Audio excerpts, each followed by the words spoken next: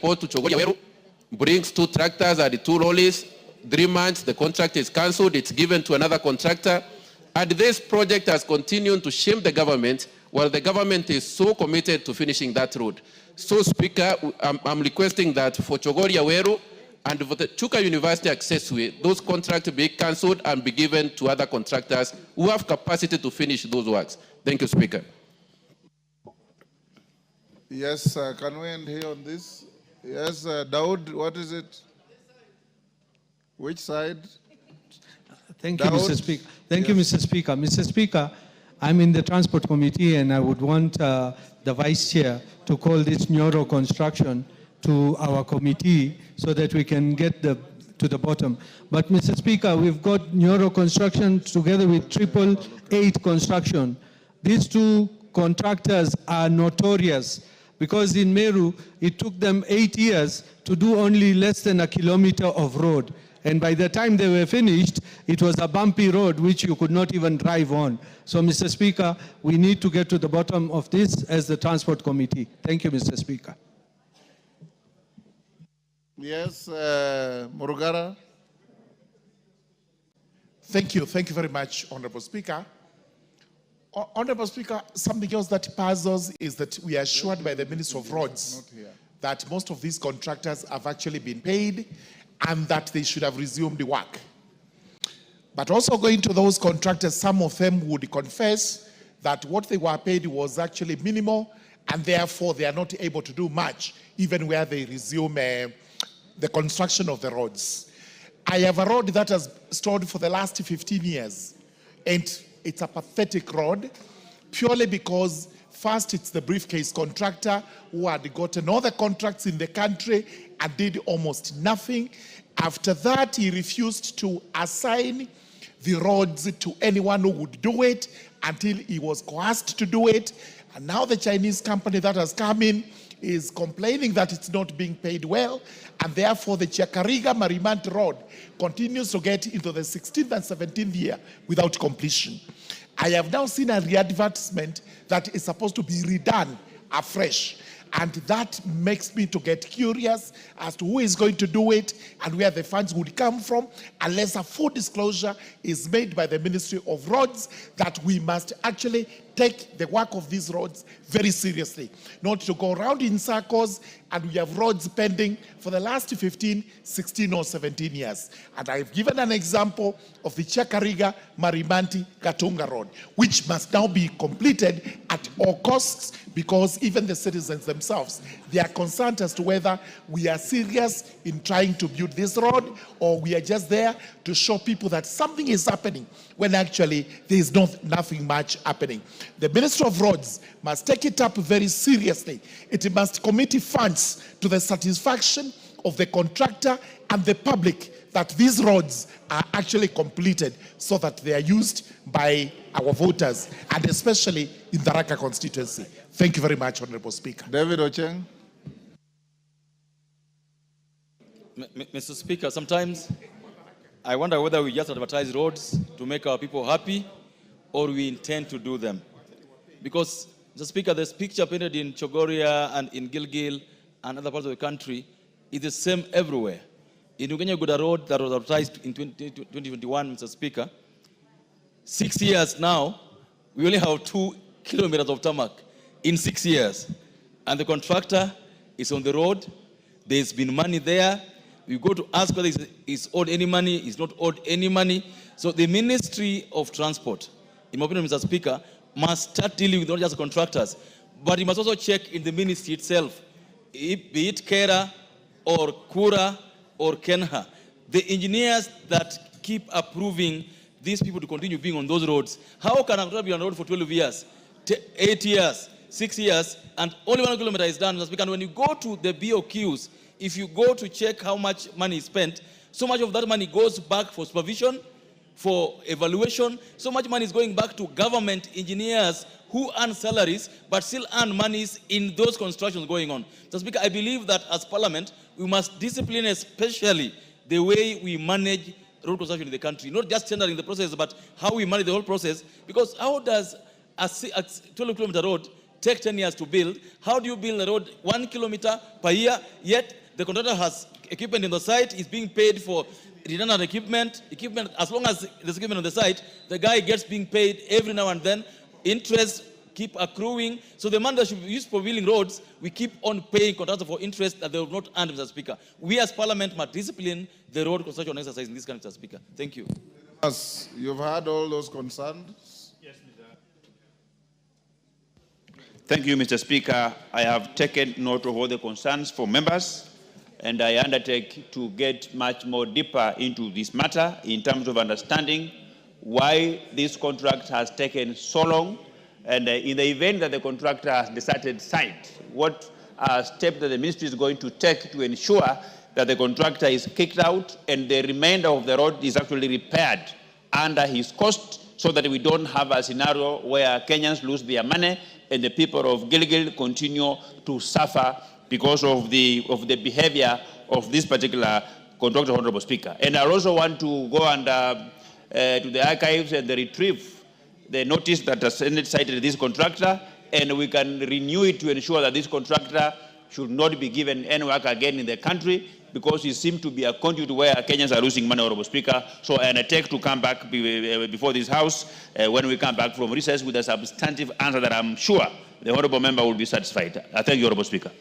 Thank you. We'll release the matter in the first week after recess. Ambassador Sigei, you're in the House. Shinale, are you ready now? Okay. Respond to Ambassador Sigei's. Thank you, Honorable Speaker. Honorable Speaker, I want to give a response to a follow-up response to the statement by Honorable Ambassador Francis Sigei, MP, member for Sotik constituency, on the status of the new cooperative criminalist Sotik factory.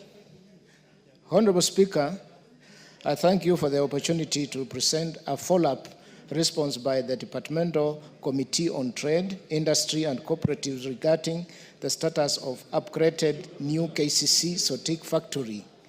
This detailed response follows further consultation and a ground verification visit undertaken after concerns to this Honorable House. Honorable Speaker, about modernization progress, Honorable Speaker, the committee affirms that the modernization of the new KCC Sotik factory has been successfully undertaken between financial year 2016-17 and 2020-2021. The funds were utilized to replace obsolete machinery, enhance production efficiency, and improve plant reliability, therefore positioning the factory as a key processing hub within the region.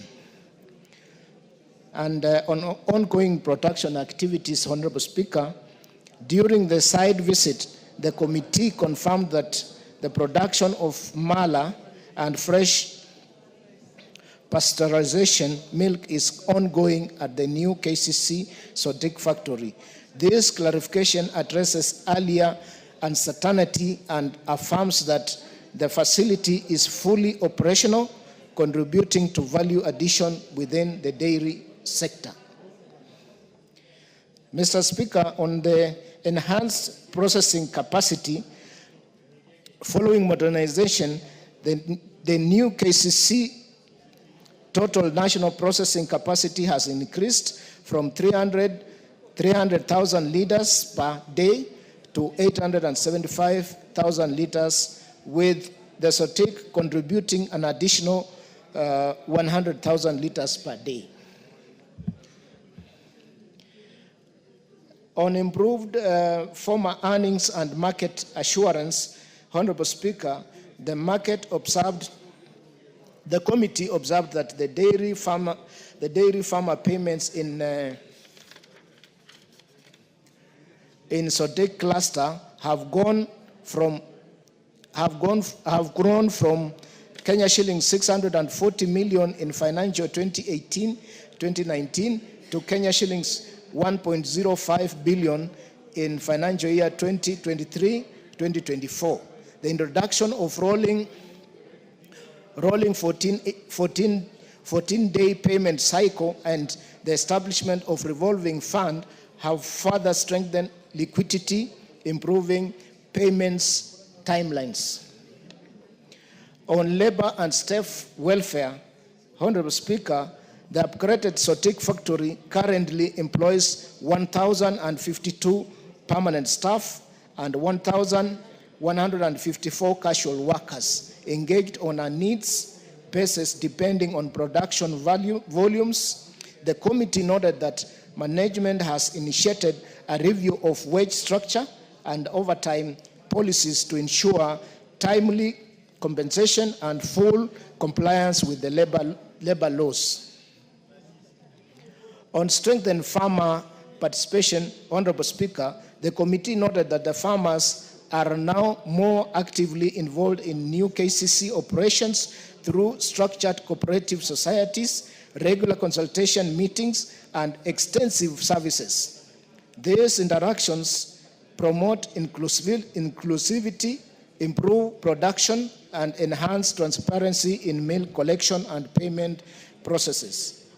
On energy efficiencies and quality assurance,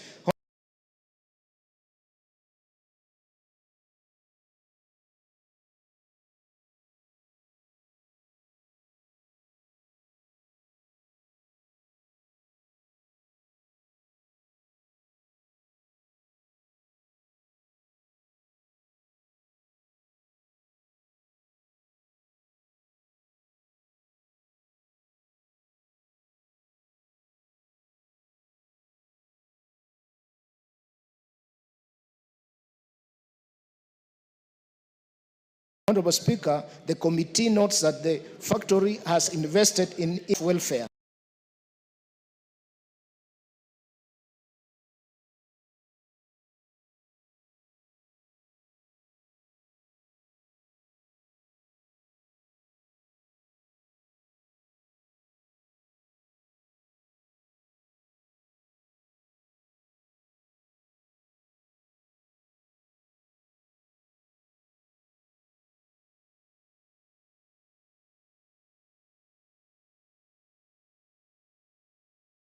Additionally, a joint infrastructure and improved way of tackling delayed payments, the factory stands a model of modernized way of tackling delayed payments. The factory stands a model of modernization within Kenya's dairy sector.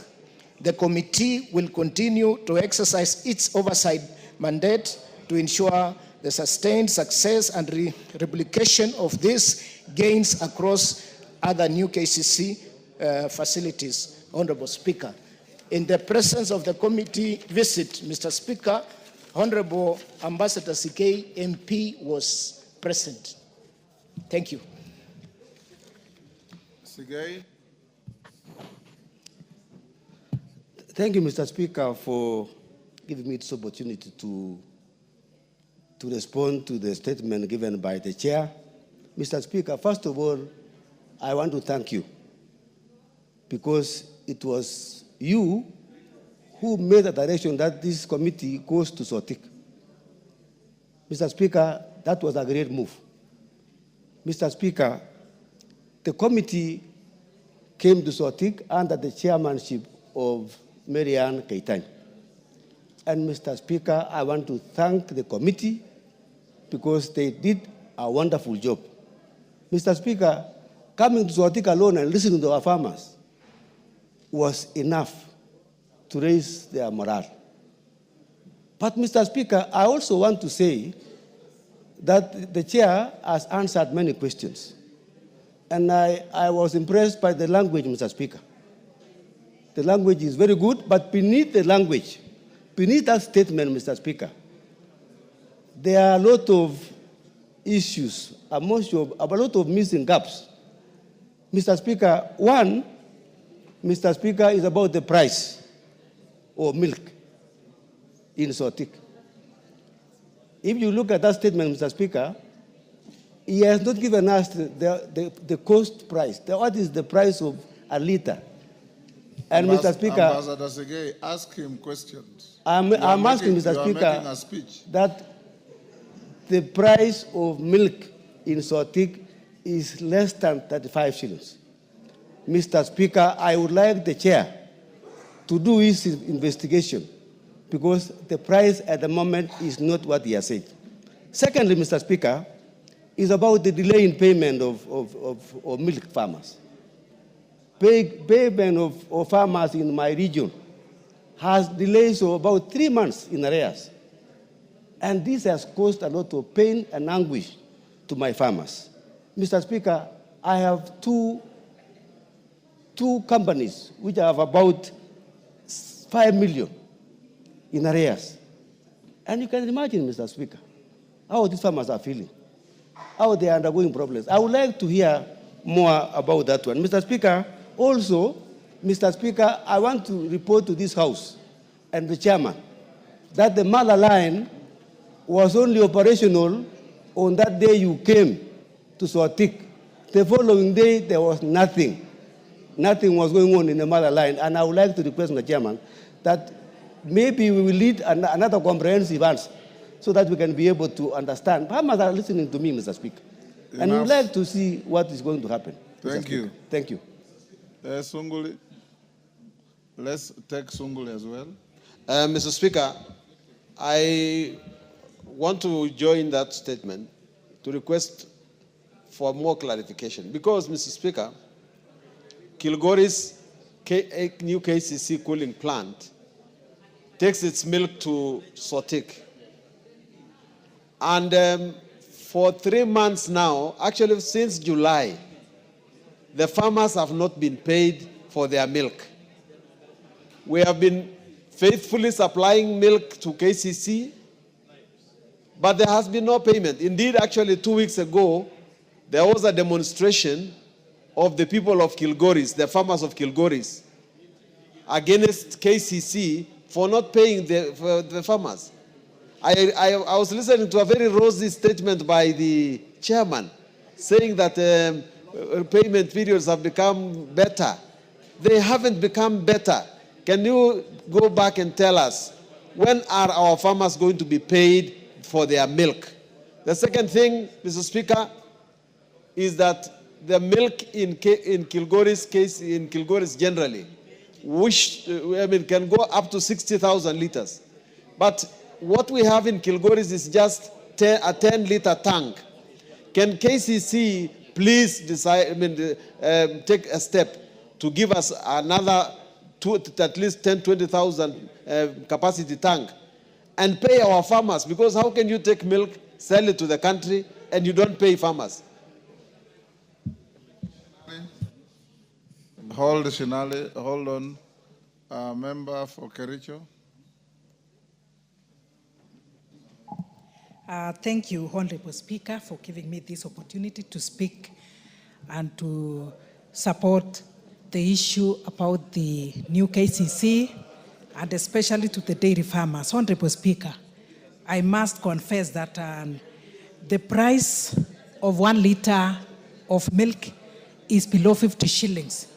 Yet, Honorable Speaker, that it is supposed to be 50 and above according to the pronunciation of the President. A raw deal because the cost of production is very high. The feeds are very, very expensive, Honorable Speaker. And then to make it worse is the delayed payments. I'm a dairy farmer, Honorable Speaker. I take milk to the nearest cooperative.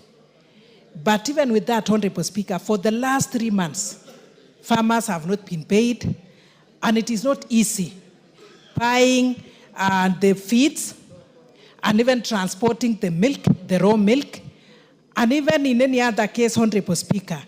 And because of this, the farmers have left their maybe the dairy farming, and they are actually trying to do other form of farming. So, Honorable Speaker, I beg to really request that the new KCC do what is humanly possible to make sure that the farmers are paid on time and the price of milk goes up. Thank you, Honorable Speaker. Thank you, Mr. Speaker. I would like to echo the sentiments of Honorable Francis Sigei. Sotik Creamery is right at the border of my constituency. And I want to confirm that immediately after the committee left, the factory ceased. The casual workers that are working there are now at home. And so, as the chairman, I don't know whether you would like to propose a surprise visit, because that is exactly what is happening. They did the compound, I was there, they did the compound very well, the lawns were manicured, they painted, and immediately you left, the factory ceased. And that is the exact position. Thank you, Mr. Speaker.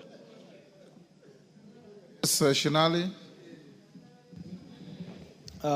Honorable Speaker, when we visited, everything was well, and even the Honorable Member, Ambassador Sigei, was very happy.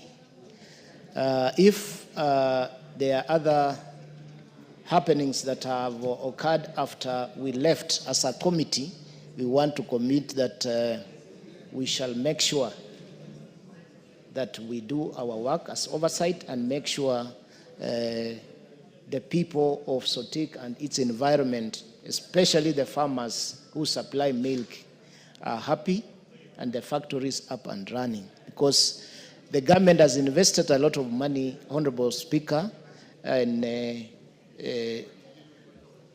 milk factories, and they have been modernized. They should be working. On the issue of delayed payments, Honorable Speaker, we've shared also with the minister concerned, and we have asked them, either through the budgetary allocations or they look for other ways so that they make sure members of the cooperative that supplies milk to our factories are paid on time. We shall make a follow-up and report back, Honorable Speaker, in this House, on the issue of delayed payment by new KCC as a whole in the country. Thank you. Is it true that the factory was stage managed to be working, and as soon as your committee left, it went off?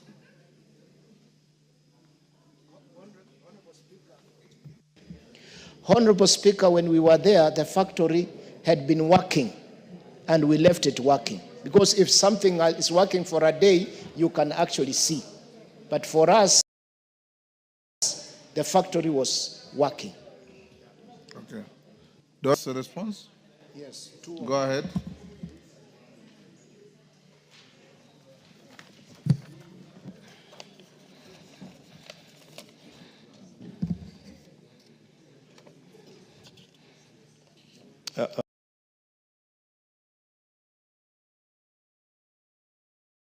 Honorable Speaker, thank you. I wish statement in response to the department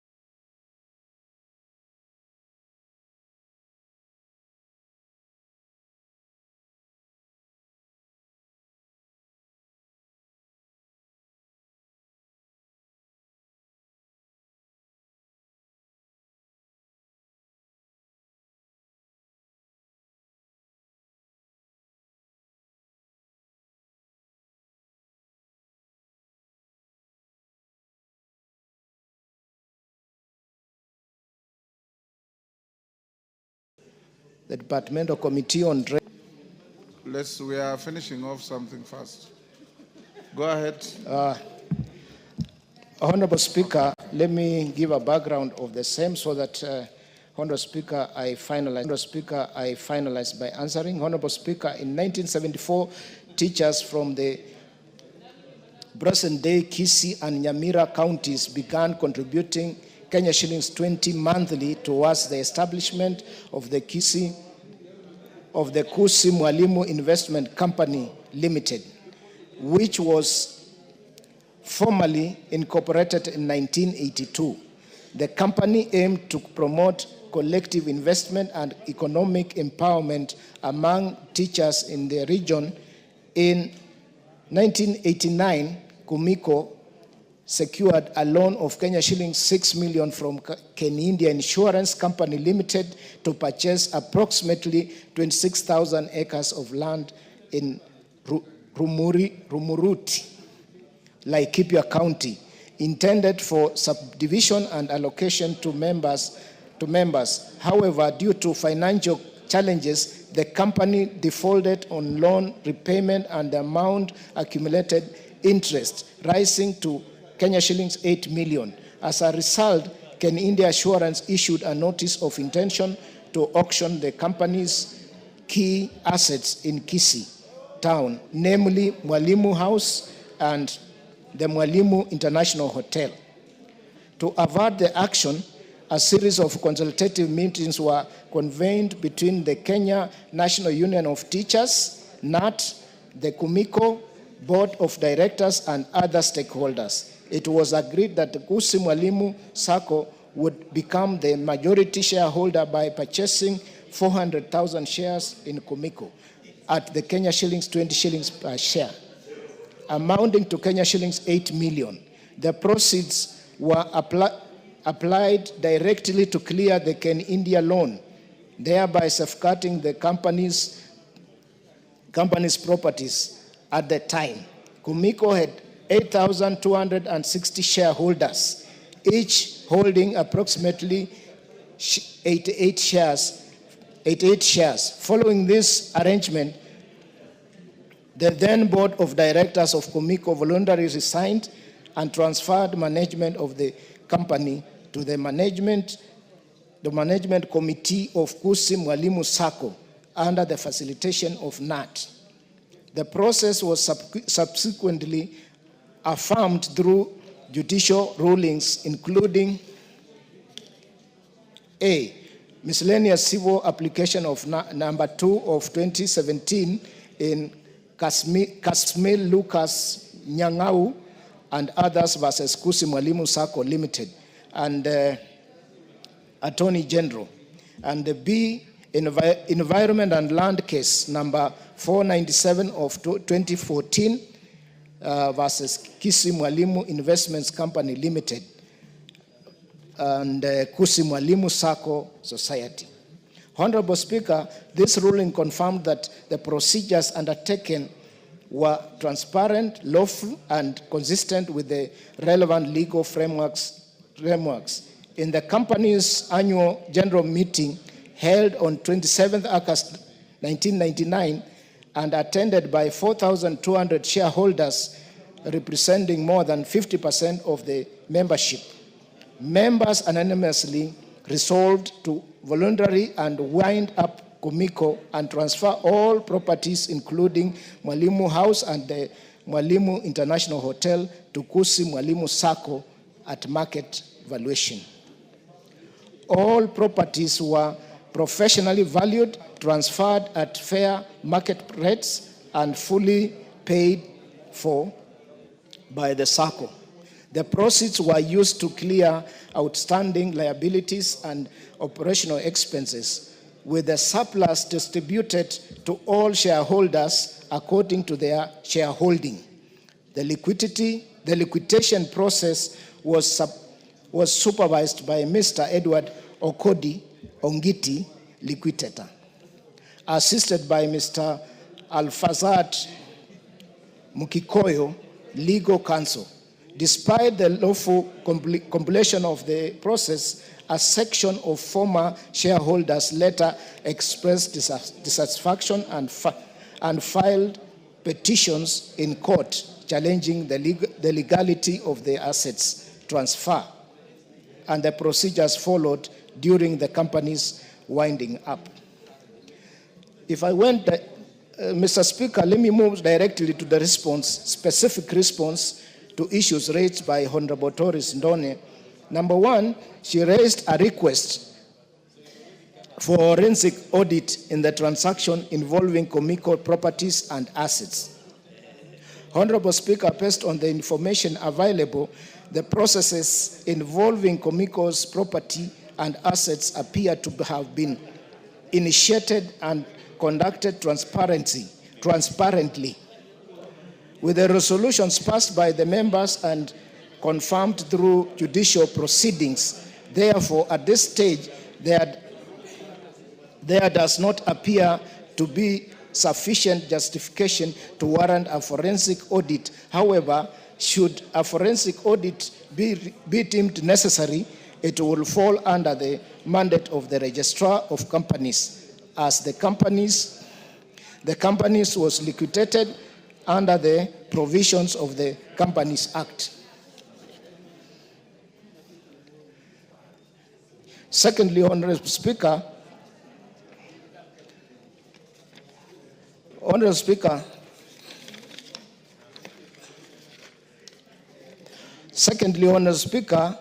the Honorable Member had wanted to know the measures taken by the Ministry of the Ministry to investigate and address the alleged irregular dissolution and takeover of Comico. Honorable Speaker, as indicated in A above, Comico was registered and subsequently liquidated in accordance with the Companies Act. As such, any action regarding the dissolution, including investigation or review, falls within the jurisdiction of the Registrar of Companies and not this ministry.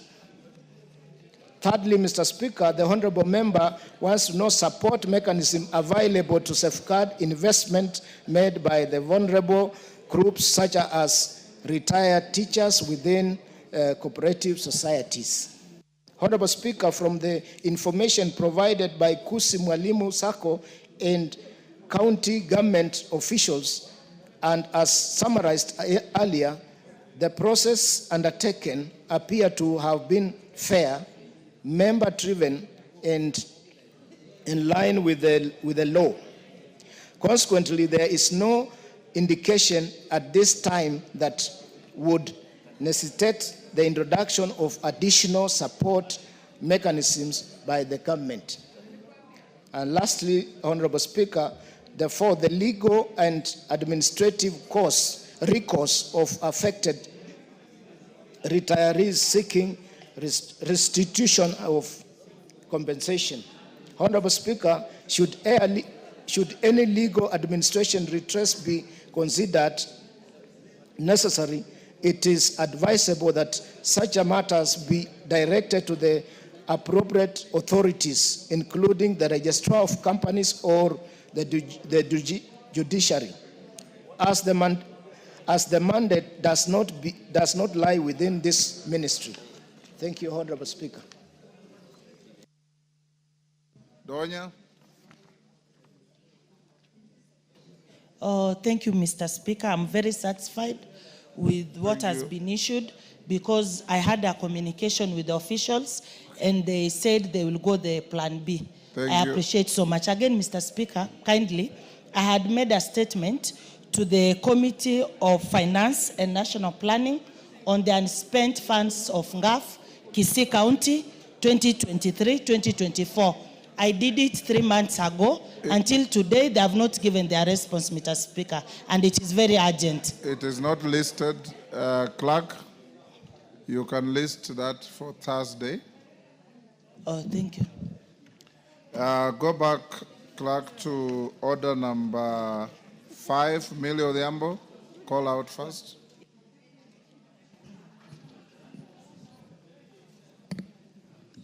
Order number 5, papers. Yes, delegation leader. Thank you, Mr. Speaker, for indulging me. Honorable Speaker, I beg to give notice of the following motion. Apologize to the House for coming late. I do apologize, Honorable Speaker, for coming late. Thank you. I was involved in issues of my constituency. Go ahead. Mr. Speaker, I beg to give notice of the following motion. No, lay the paper first. We are at order.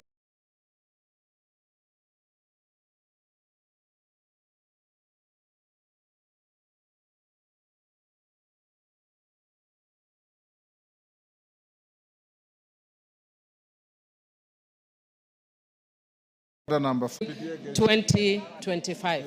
Thank you, Mr. Speaker. Thank you. Call out order number 6. Take your seat, Millie.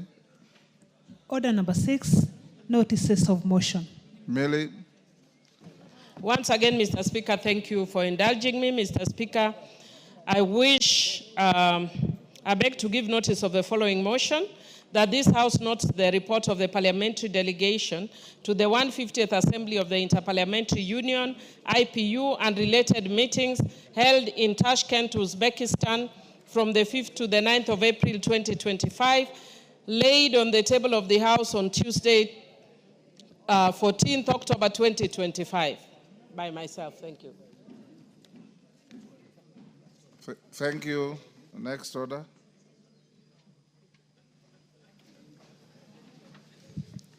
Order number 8, motion, consideration of reports of the East African Legislative Assembly for the 4th meeting of the 2nd session of the 5th Assembly. Resumption of debate. Carrier, you have a balance of 2 minutes. Mr. Speaker, the record is correct. I was on the floor when the House adjourned, yes, and I was debating this report that had been laid by the Honorable Wanjiko Moher. And Mr. Speaker, I had said that even if we are receiving this raft of reports from the Committee on Integration, we have to go to the foundational matters, Mr. Speaker.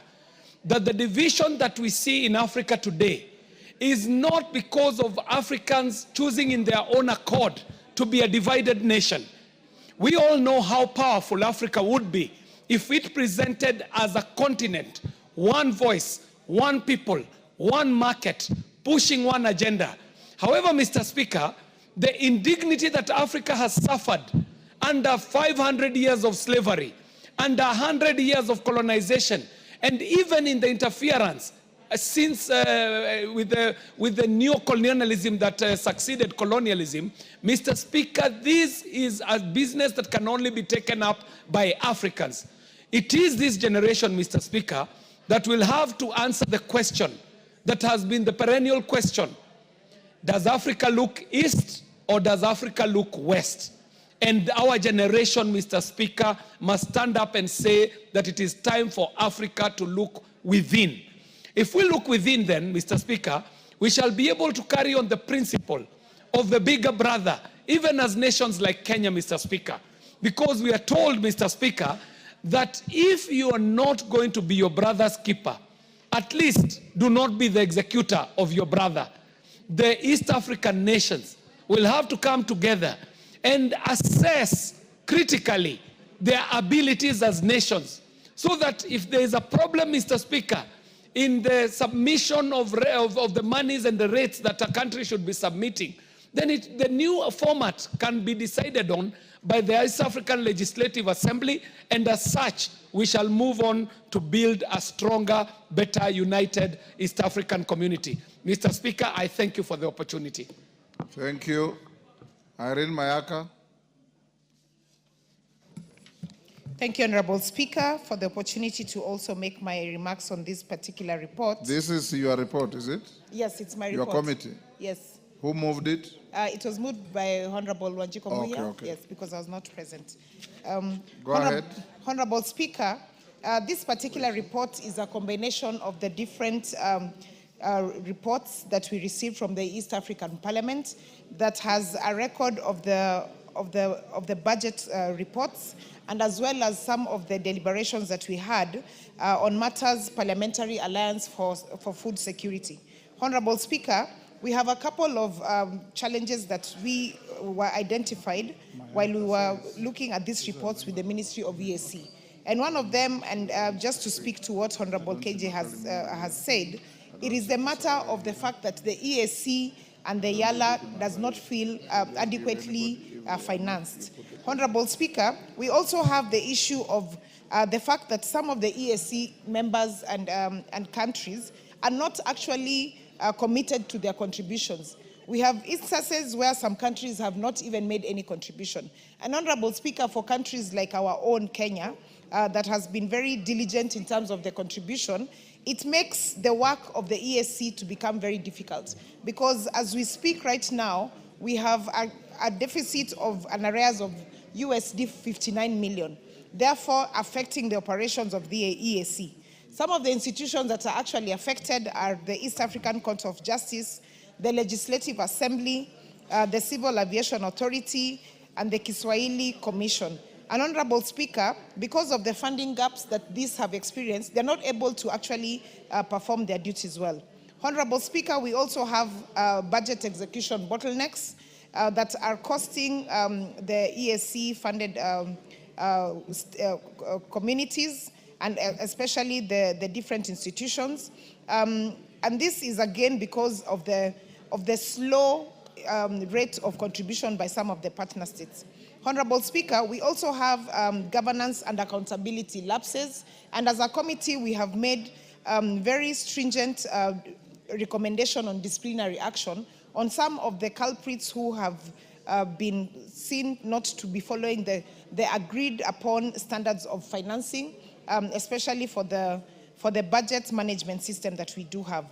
Honorable Speaker, looking at the committee recommendations, one of the things that we're really recommending as a committee is a round-table engagement between the YALA budget, the YALA budget committee and the regional integrated committees from all the partner states, because we need to get into a conversation for us to be able to actually look at all the issues that we do have within the EAC and see whether or not we can be able to make this work. Because, Honorable Speaker, it does not make sense for us to have an EAC organ, to have EAC institutions. If these institutions are not even well funded, these institutions are not being given priority from the partner states, it does not make work easy for the institutions at all. Honorable Speaker, I also want to bring to the attention of this House the issue of the EAC treaty to incorporate provisions of the Public Finance Management Act. Again, this is a recommendation from our committee that we'd like to ensure that this is done as soon as possible. Honorable Speaker, there is also the matter that we discussed in this particular report that is of very significance, and that is the issue of the East African Parliamentary Alliance for Food Security and Nutrition. Honorable Speaker, back in 2023, during the General Assembly, a recommendation was made that we should have and encourage family farming in the partner states, especially the East African agricultural sector, so that we are not only ensuring that families have adequate food, but that they also accelerate the progress towards agriculture and food security goals, not only for one country, but the entire East African community. And therefore, Honorable Speaker, I just want to say that we are urging this House to really support us. And as a committee, we will be taking these matters even to the next level to ensure that we are engaging the partner states and we are engaging the YALA Legislative Budget Committee, because they are also experiencing a lot of hiccups and gaps because of the financial issues.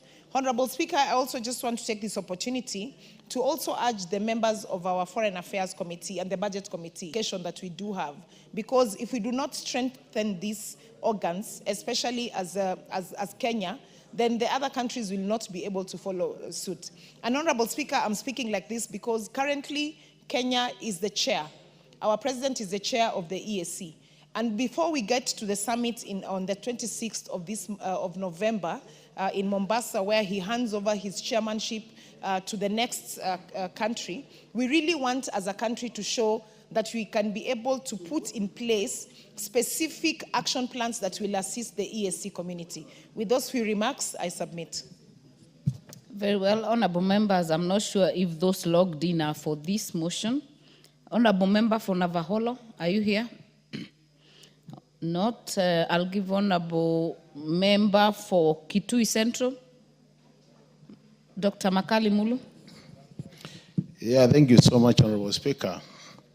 Honorable Speaker, I want to support this motion, Honorable Speaker, on issues East Africa, Honorable Speaker. This motion was moved last week, Honorable Speaker, and it raises fundamental issues relating to the East African community, Honorable Speaker. Honorable Speaker, being a member of the Regional Integration Committee, there are a number of issues we are grappling with as a committee, and this report really touches on some of those issues. The first one, Honorable Speaker, is the issue of the budgets, the financing of the Commission, Honorable Speaker. Honorable Speaker, the member countries are facing serious challenges in terms of paying their subscription to the Commission, Honorable Speaker. And as a result of this issue of inadequate budgets, Honorable Speaker, a number of our planned programs and activities are not able to be undertaken, Honorable Speaker. We've been asking ourselves, what can we do as a committee to support this East Africa community, Honorable Speaker?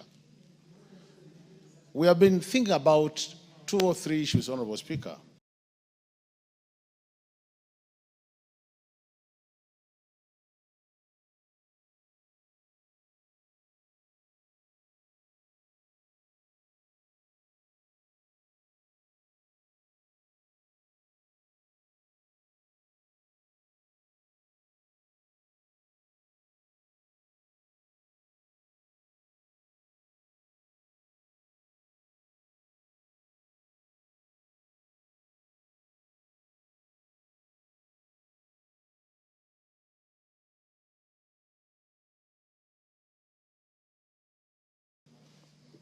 The country trade, Honorable Speaker. We know some countries are getting more in terms of trade as opposed to others. The other fundamental question we're asking ourselves is, since some countries are doing more business with the others, and the balance of trade is actually in favor of some countries, then could it also make a lot of sense for those countries who are doing some trade with the others to pay for those who are not doing very well in terms of paying their annual subscription, Honorable Speaker? The third issue, Honorable Speaker, is critical, is the issue of, is it time then we also impose some levy to the exports and the imports, just as we have done with the road levy, Honorable Speaker, where we levy we get some money from the levy and it assists in maintaining our roads in Kenya.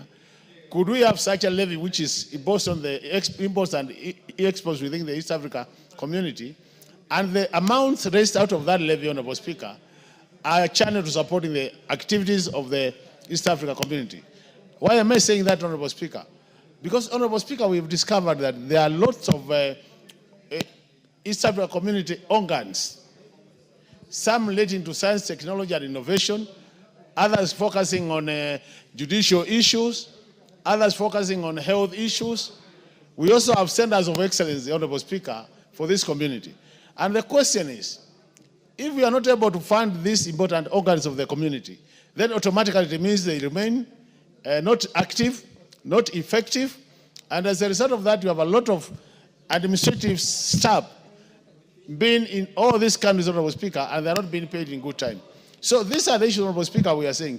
So even as I support this report, Honorable Speaker, I think as a House, Speaker, and see how we can support the matters budget, and that's I think that's why my chair is appealing to the Foreign Affairs Committee and the Budget Committee, so that we have a deliberate move, Honorable Speaker, or a deliberate strategy to enhance financing of the community. If we go that direction, Honorable Speaker, we'll make this community be active and we'll be able to live the spirit of the community, Honorable Speaker. Otherwise now, we are not living the spirit of the community, and I think really if we are not able to address these issues, Honorable Speaker, then I think it might make sense for us to say then we don't have to have a community which is not operational. Do we do away with it, or what do we do with it? With those many remarks, Honorable Speaker, I support. Thank you so much. Member for Moiben, are you on this? Honorable Barto. Madam Speaker, no, not really. I wanted to speak Very on an earlier well. matter. Honorable Member for Mukurweini. Thank you, Honorable Speaker, very much for this opportunity. Honorable Speaker, I have a big problem with the EAC as a community. And you will recall when we had Mwai Kibaki as the President of the Republic of Kenya, there's a time when we mooted the idea of having a strong EAC, and a roadmap was drawn, Honorable Speaker, what many considered to be a very ambitious roadmap.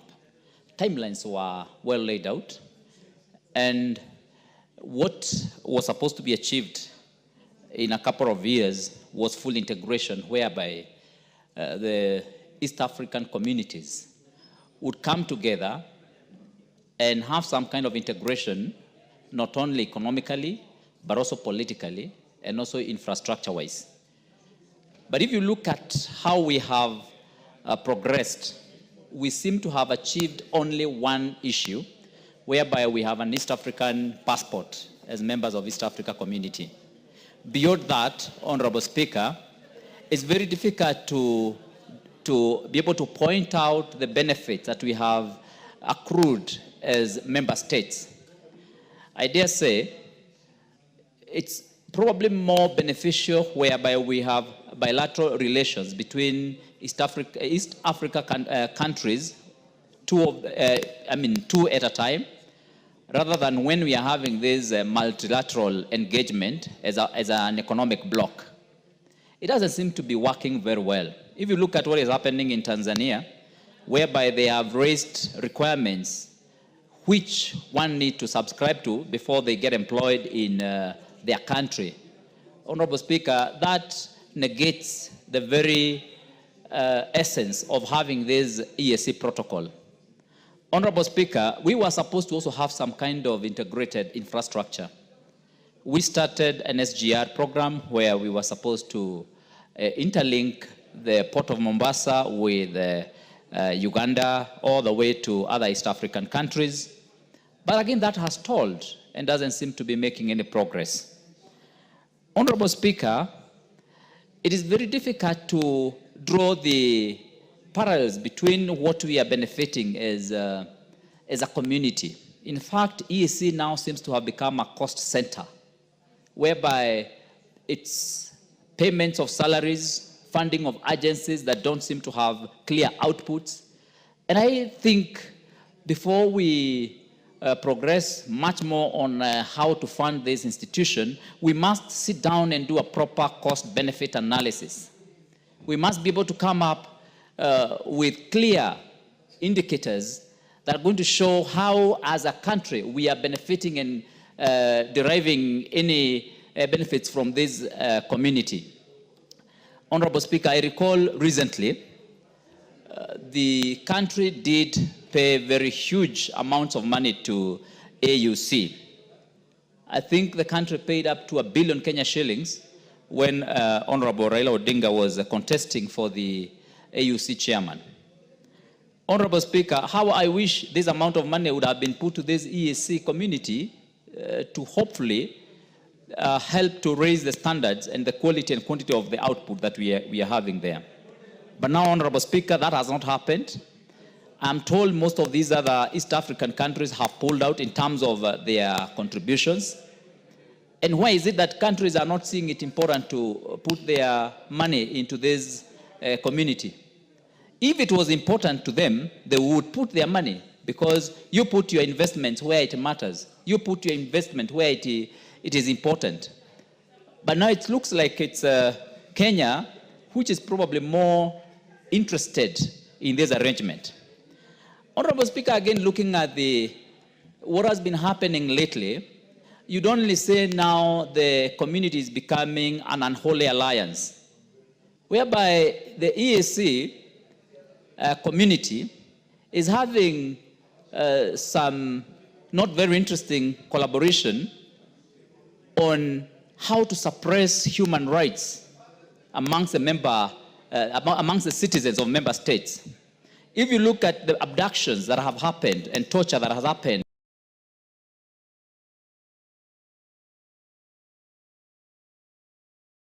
in our neighboring countries, Uganda, Honorable Chair, you realize that we are in a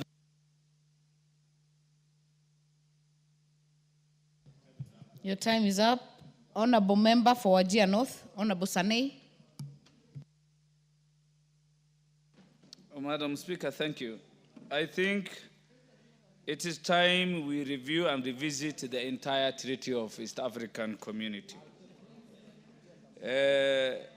Those days at the inception, it looked good, practicable, and at least made sense. But as it is now, given the diversity in in the democracies, demographic issues, different foreign relations or inclinations, I don't think that the East African community is holding us together as it used to be during its earlier days, Madam Speaker. There is some disintegration than integration, Madam Speaker. That's why I call on real review and of the treaty itself, so that we are back to where did we get wrong? What is it that is not working? And come up with a treaty that is friendly and workable for all the member states. In as much as we are expanding, Somalia is coming on board without making some changes. You see, I think each country has its own value system. And when you bring on board other member states, then there is the need to review the treaty in itself, Madam Speaker. There are concerns from the report that members do not give their contributions. One case that was seriously noted is the state of Congo. There must be reason why Congo is not contributing. There are political issues. There might be issues of stability. Congo has not been doing well politically also. So we must ask ourselves, why is Congo really not concerned to this block of being East African states? Unless we address the issues, the problems, then the Secretariat or whatever, the East African community may not be functional as we expect. There are even delayed contributions for those who are paying at their own whims without regard to timelines. And when you don't pay on time, you will affect so many things, the operations of the community, staffing issues, developmental issues. I mean, there shall be no plans of the East African community that works if these contributions are not paid on time, Madam Speaker. There has been serious accountability and transparency issues. It is clear to read from the report that the East African community, the community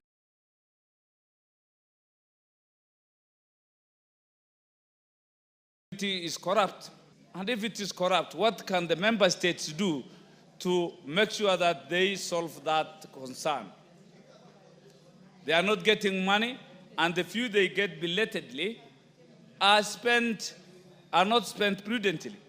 So what can the community do to such concerns or observations of unaccountability, corruption, and lack of transparency? Then there is the concern of equal contribution by member states. It makes sense for member states to contribute equally so that they find themselves in equal footing in terms of power and negotiation. But in some levels, you will also realize if you will see some countries contributing more than the other, then we will be inculcating the aspect of that big brother syndrome. The case of United Nations, where US calls the shots because they are the ones giving 70% of the budget. I think we need to rethink, to relook on what model is best, that countries should contribute,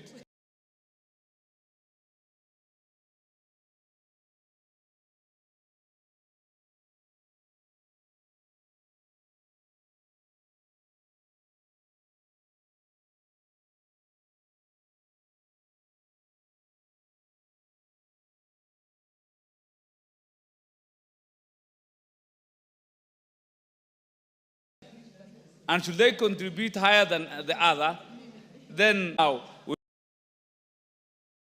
track of the East African community. Thank you. Member for Ugenya, Honorable David Ocheng. Thank you so much, Madam Speaker. Madam Speaker, this is probably my third time sitting in the Committee on Regional Integration. And Madam Speaker, there's prospects for our growth within the EAC framework have never looked bleak. The prospects of the growth of the EAC have never looked so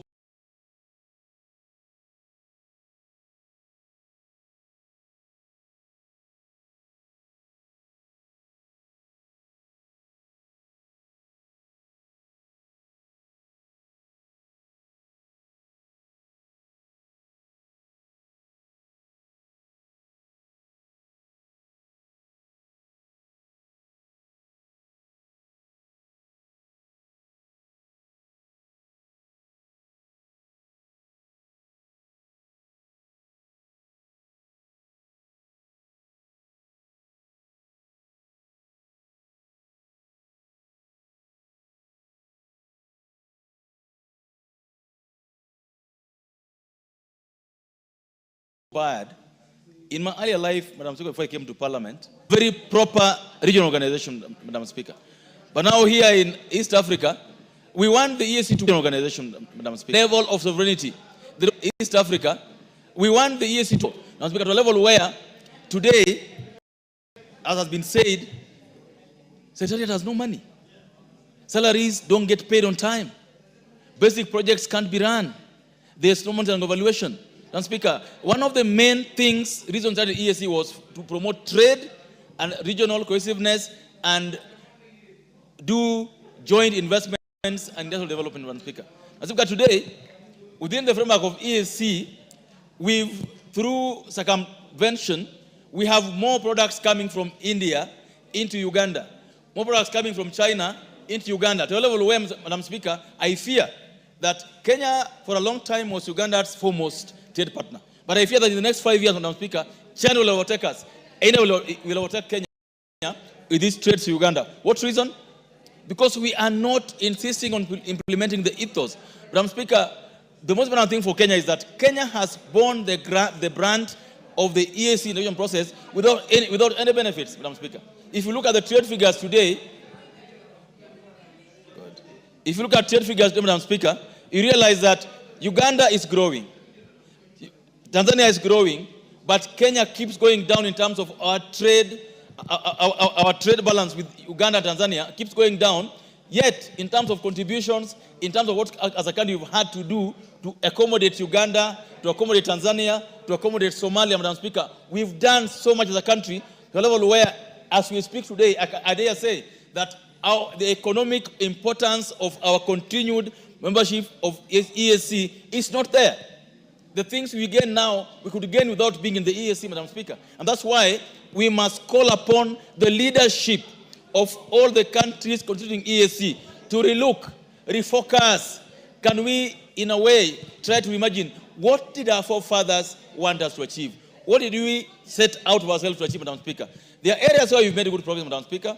Areas of education, areas of mutual recognition, areas of free movement of person using, IDs and all this. We've made very good progress there, Madam Speaker. But that progress cannot be sustained if you are not making good progress in economic development, in investments, in trade. Those are the three things that will drive and guide integration in our region, Madam Speaker. We cannot keep, having elections happen in this region, sometimes very badly. Then we have the so-called observer missions. We are using EAC to stroke leaders' egos. We know this leader is not doing very well, but they cannot be told in uncertain terms that this is wrong. We keep on, stroking egos. Today we're stroking egos for the president of Uganda, tomorrow president of Somali. It's become like a feel-good thing that, we are now bigger. Somalia has joined, DRC has joined, Djibouti wants to join, Ethiopia wants to join. It's a jamboree that is not giving us anyone. Madam Speaker, I would say more, but if we continue going how we are going, like recently, when Tanzania was facing elections, Tanzania one day woke up and said, we will not accept these products from Kenya. Under what legal regime? Under what framework? One day you wake up and you find that, Madam Speaker, over the weekend I was in Busia, and the trucks now from Busia snarl up all the way to Bungoma. Trucks coming from Mombasa, you go there today, there are trucks. Madam Speaker, if you could get just a minute. 1 minute. There are trucks snarling all the way in Malaba, from Malaba border to Bungoma. 200-300 trucks queuing within the EAC framework. Is that growth? How are you going to create business if there are trucks queuing in Namanga? There are trucks queuing in Busia and in Lunga Lunga. How are we going to grow EAC if we've gone back to what used to happen in 1977?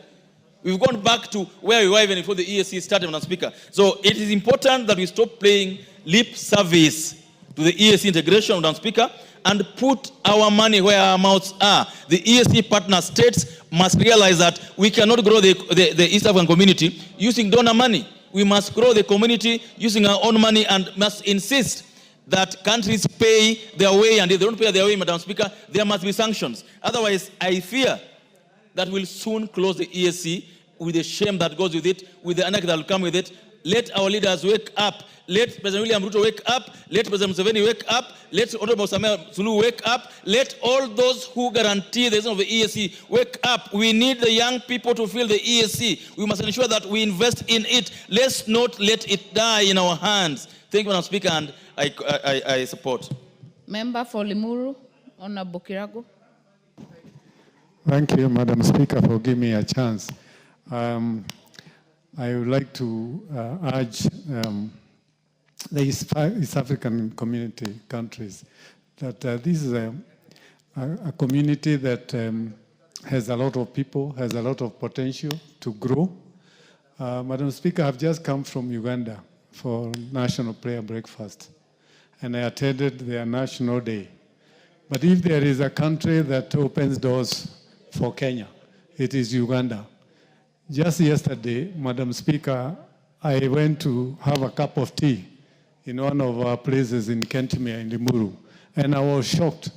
Some of the ladies that have come for attachment as waitress are from Uganda.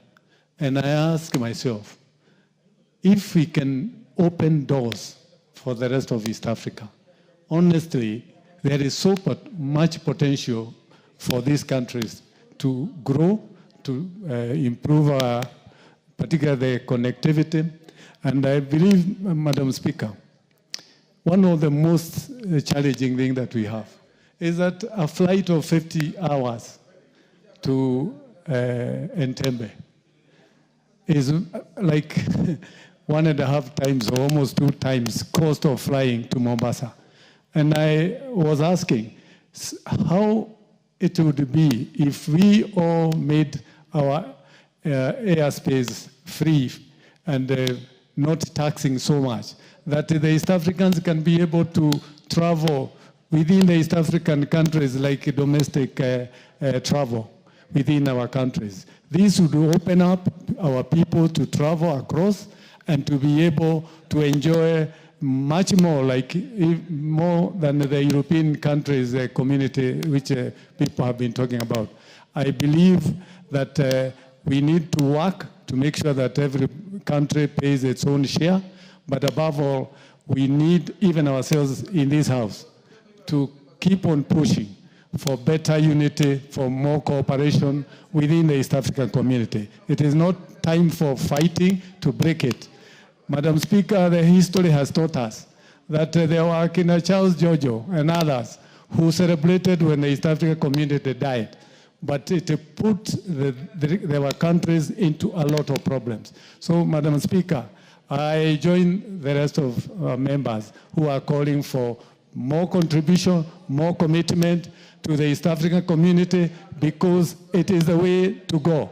I don't think any one of our partner states can stand alone in this global economic fight that we are seeing in the world, including realignment of various economic blocks. So, Madam Speaker, I'm here to say East African community is a good thing for us, and Kenya, instead of fighting and being worried about the business that is across, we can actually take this country to a higher level where we provide services which which are much more advanced in terms of technology, so that when they are selling us the food products from the neighboring countries, we can actually sell them more advanced technology, which actually is available in this country. I thank you. Jematia, Honorable Jematia.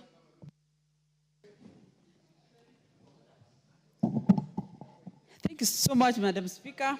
I want to thank the committee led by my friend, Honorable Rene, for this good report on East Africa. I want to, from the onset, Madam Speaker, I want to declare that I was a member of parliament in East Africa, and I vividly understand most of the challenges and most of the achievements that East Africa can give us if we embrace it positively. And I also want to thank the committee because of highlighting most of the positives and the negative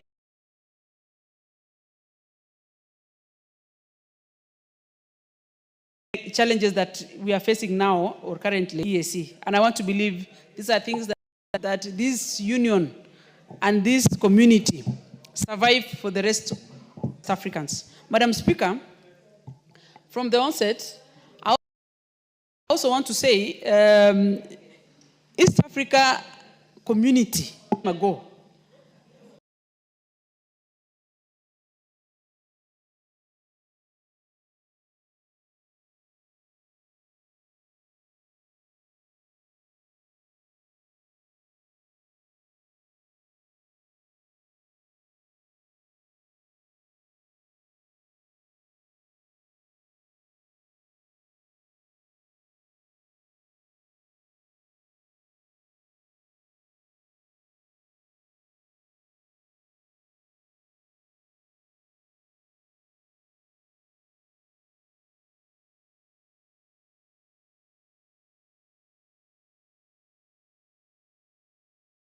was an inception that was going to peak. We are now 400 million people. Peak, we are now 400 million people. And this is going to be one of the best markets for all of us. The continent of Africa alone, as Honorable Wanjiko was,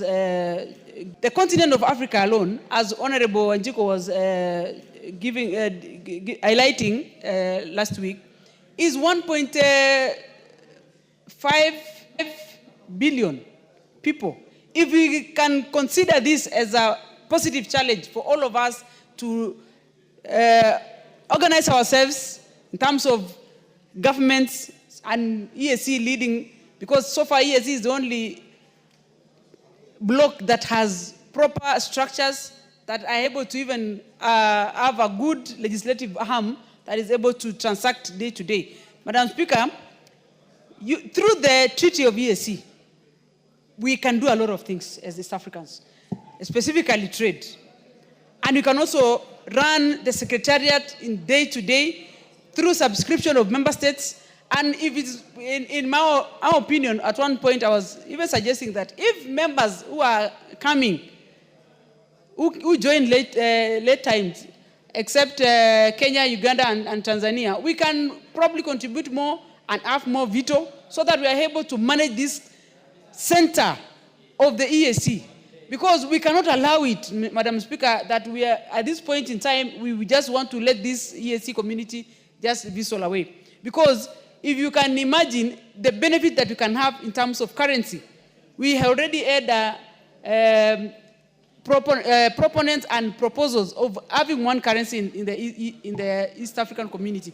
This is going to give us a lot of opportunity to trade freely, to contribute with a very positive leverage for all of us so that we are able to grow together. Madam Speaker, reason why we have a lot of challenges is because maybe we need to have the 3 member states who are the first owners of EAC to be given opportunity to run the show by contributing better and help these other members who are coming so that we are able to organize the community properly. If you look at what is happening now is that for the lack of continuation of and good time of contribution and of the subscription, Madam Speaker, we realize everything is lacking. Day-to-day activities is not, and this is going to affect the consolidation of East Africa. For me, I support what the report is saying, and we want to urge the leadership of EAC to come together and make sure EAC functions properly. Thank you, Madam Speaker. Very well.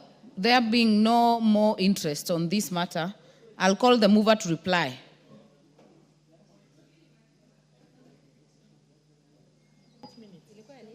Honorable Member, Honorable Irene Mayaka, I've been very generous. Why would you need to donate? And I was right here.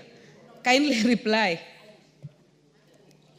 Thank you very much, Madam Speaker. Madam Speaker, let me first take this opportunity to thank the Honorable Wanjiko Mwiya, who moved the motion last week, the former chair of our committee, and the Honorable Naomi Wako, and all the members who contributed to the motion last week and today as well.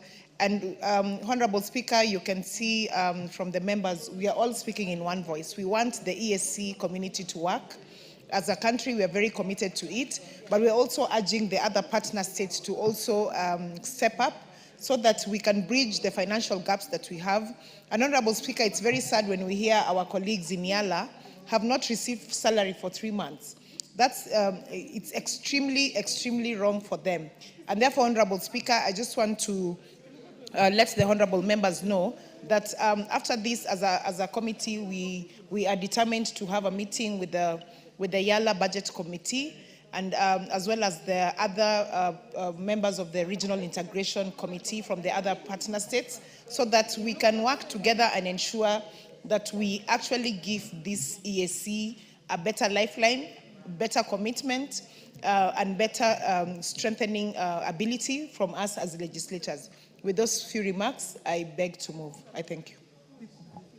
You beg to reply. Thank you, Honorable Speaker. With those few remarks, I beg to reply. Thank you. Very well. Honorable members, I therefore put the question that this House adopts the report of the Select Committee on Regional Integration on its consideration of reports of the East African Legislative Assembly at the 4th meeting of the 2nd session of the 5th Assembly, laid on the table of the House on Wednesday, 24th September 2025. As many as are of that opinion say aye. As many as are of a contrary opinion say nay. The ayes have it. Next order.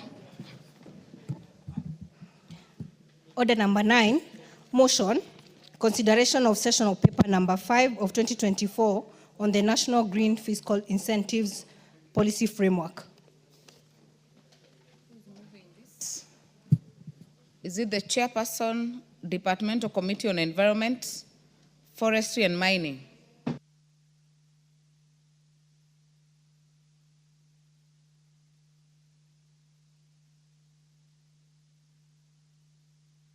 Was to be moved by Honorable Kawaya.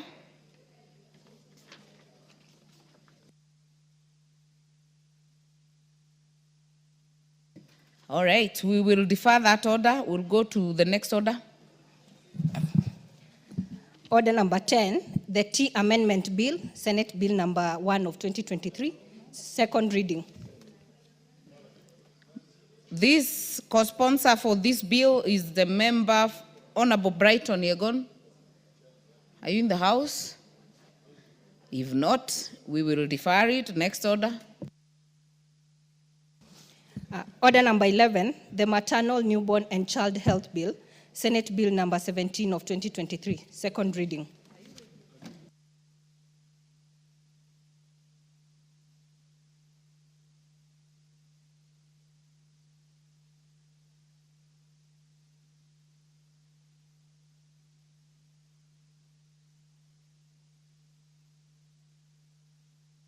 This by the chairperson, Departmental Committee on Health, Dr. James Nikal. Are you ready to move?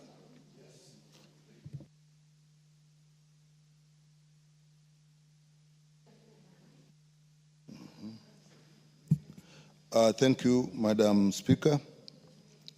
Madam Speaker, I rise to move the the Maternal and Newborn Child Health Bill of 2023, the Senate Bill number 17 of 2023.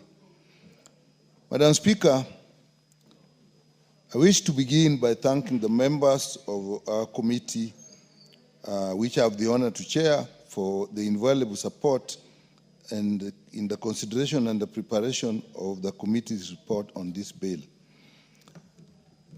Madam Speaker, the Maternal and Child Health Bill 2023, Senate Bill number 17 of 2023, was sponsored by Senator Beatrice Ogola in the Senate and co-sponsored by the Departmental Committee on Health in the National Assembly and was published on the 5th May 2023. The bill was read the first time in the House on 12th November 2024 and thereafter was committed to the Departmental Committee on Health for consideration and reporting to the House pursuant to the provision of Standing Order 127. Madam Speaker, the principal object of this bill is to provide for a coordinated system for the delivery of quality maternal, newborn, and child health services to ensure effective response to maternal and child health, morbidity and mortality, and establish a framework that facilitates the attainment of the right to health for mothers and children. The bill therefore seeks to strengthen access to quality health care and to promote the realization of the right to health for mothers, newborns, and children across the country. Madam Speaker, why this is necessary is in the area of child health and maternal health. This country has made a lot of improvement, particularly in child health. The data for child health has improved considerably. If you look at the area of infant mortality, children that are dying before the age of 1 year, we have done well. We have moved from a very high figure in the year around 2000, when it was over 100, to actually now 34 per 1,000 live births. That is a big movement. And in neonatal death, we have also done well. We moved from a figure when it was over 50 and 2005, about 33, and now we are down to 21. That has not moved as much as the infant mortality and the under 5 mortality. However, there is a concern that when you come to the area of maternal mortality, the figures to now, that is around 2005, to now 355. And Madam Speaker, that is actually in the region of countries that are not doing as well in child health as Kenya. And when we find that where is the area is around the delivery, and the main problem is the death of women during or soon after delivery related to bleeding. But it's also linked because however we have done well with children, but again we have reached a position with children that we are not moving any further. However much effort we are putting, we are not moving any further. But now what we find with that in this country is the area to deal with the first year of death, infant mortality, is actually neonatal deaths. Those are children who die within the first 28 days of their life. So why then we link maternal and child health? Because the deaths that occur in the first 28 days of life are linked to the circumstances around delivery. So that if a mother bleeds profusely and dies, chances are the child may also die. If they bleed before, the child may also die. If it is premature delivery, the child may also die. So it is important, therefore, that we put into place and therefore in also looking after the children. Madam Speaker, in that area, you will find that if you go to any of our health facilities for delivery of mothers, you don't find a proper provision for care of newborn babies, particularly if they are preterm. And even in the financial system that we are doing, we are finding that newborn babies are not catered for. We had to, when we were doing Linda Mama, we had to specifically make sure that the babies are involved, are also included in the pay in the first 28 days. So it is therefore important that we actually make provisions that will take care of both the mother and the child. Madam Speaker, the bill itself is divided into 6 parts, and it has preliminary provisions which include the interpretation of key terms, objects, guiding principles such as equity, inclusivity in service delivery. And here it is important that if we define very clearly the conditions we are talking about, like postpartum hemorrhage, that is bleeding after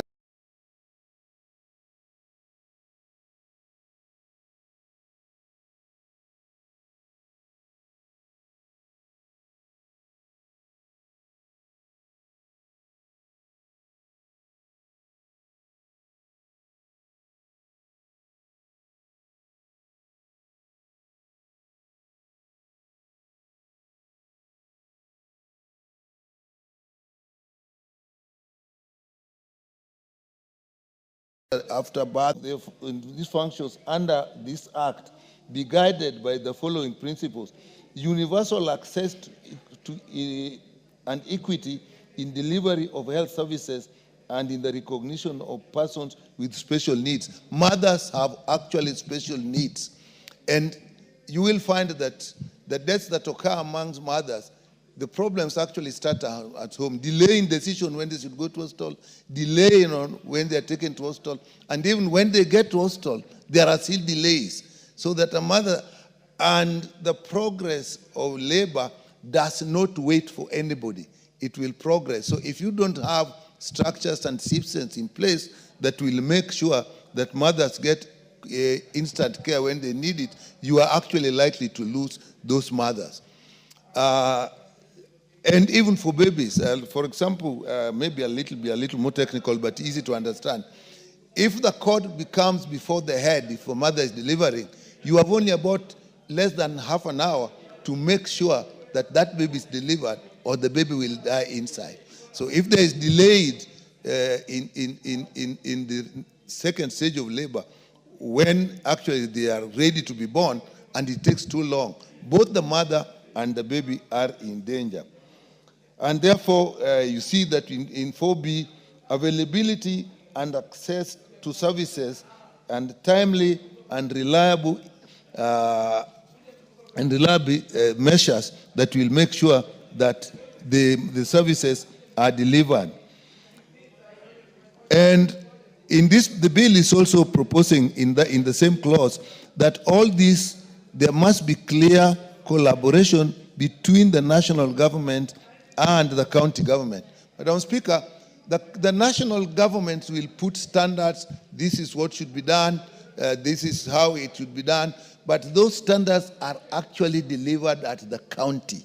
So if there is no link between them, then you will have a problem. Madam Speaker, Part 2 provides for maternal, newborn, and child health services to be afforded to women and children, covering the preconception, pregnancy, delivery, and postpartum periods, as well as child health services up to 12 years of age.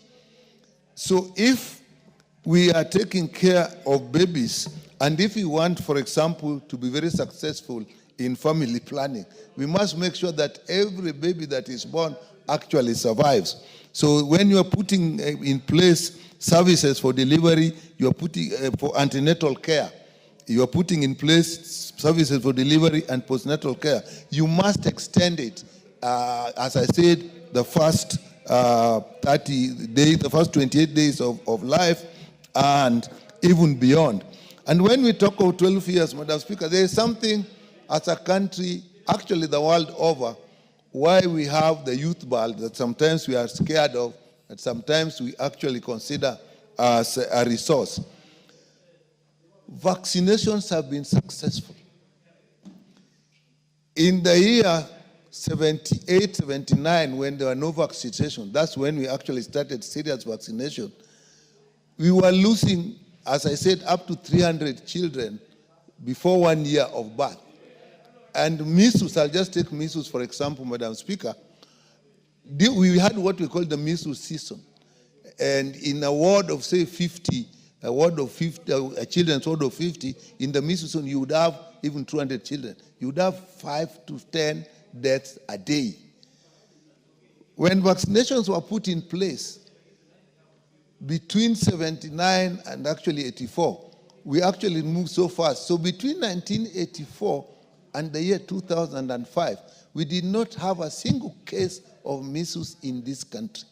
I don't know whether we can perceive that level of rapid growth. What is out of order, Honorable Mwafrika?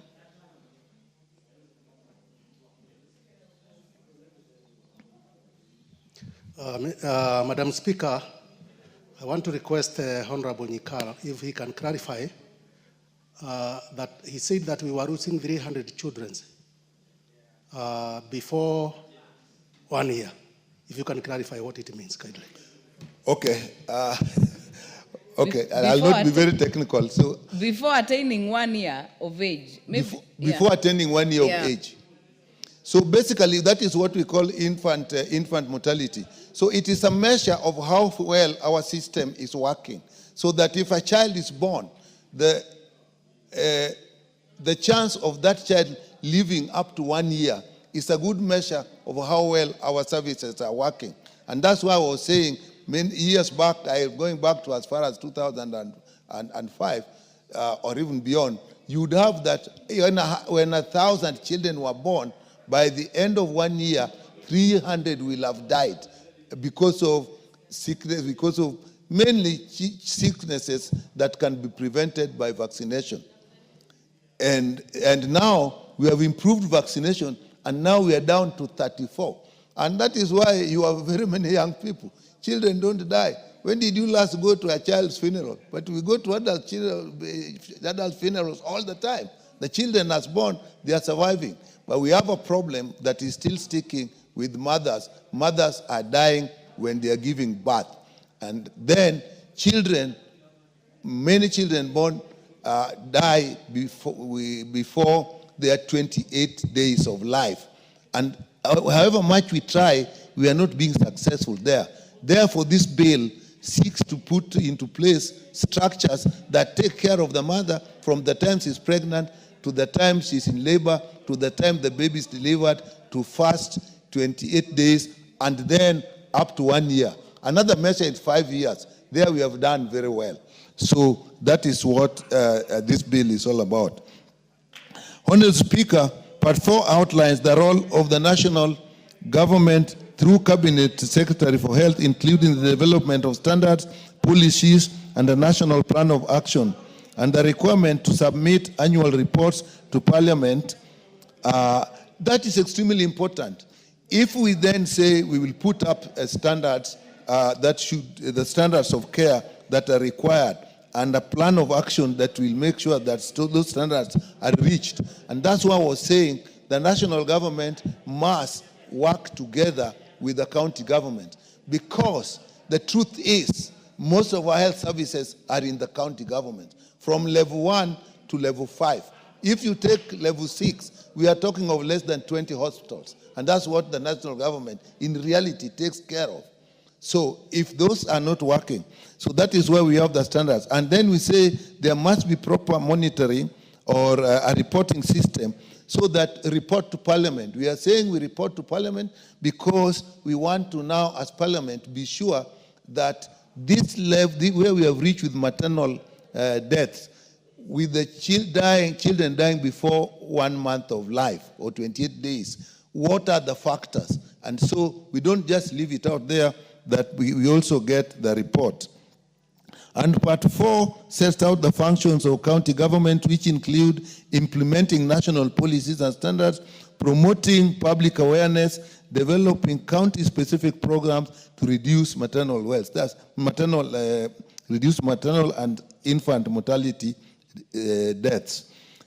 So again, as I said, we need the counties to do that. Part 4 provides for monitoring and evaluation mechanisms, including collection, surveillance of maternal and child deaths, and assessment of adherence to standards. Now, again, as I said, we just don't put standards, we just don't put structures, we don't just employ people. We must know that when you have done those, are they really happening? And this thing is being lifted in this bill to a level that Parliament will be involved. And I can tell you that during the UNGAS, there was a report that actually kind of embarrassed the country because we were being quoted to countries that we shouldn't be quoted to. I don't want to name the countries. And it came public. So as Parliament, we must now make sure that we do that, which means for us in the Budget Committee, we'll have to actually even put more money there. So Part 5 contains general provisions, including the power of the Cabinet Secretary to make regulations and consequential amendments to other acts to align with the objective of this bill. We have the Health Act 2017, which is a major act that we'll have to look at. Even HIV/AIDS Act, I think we'll have to look at it when we have this. Member for Chesume, what is out of order? Madam Speaker, I rise on Standing Order 91 on responsibility of statement of fact, and I just wanted to seek clarification from our senior. He said that nowadays you do not hear funerals for young children, but I would like to be informed that, or I inform him that usually funerals are not done for those young children.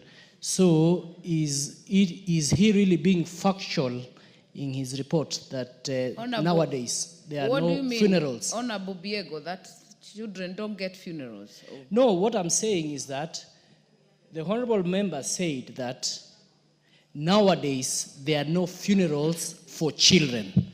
But I was just putting to his attention African culture. A child who is a toddler or 3 months or just having been born, there is no funeral for those kind of children. So I don't know why he's saying that nowadays. Okay, you've made your point.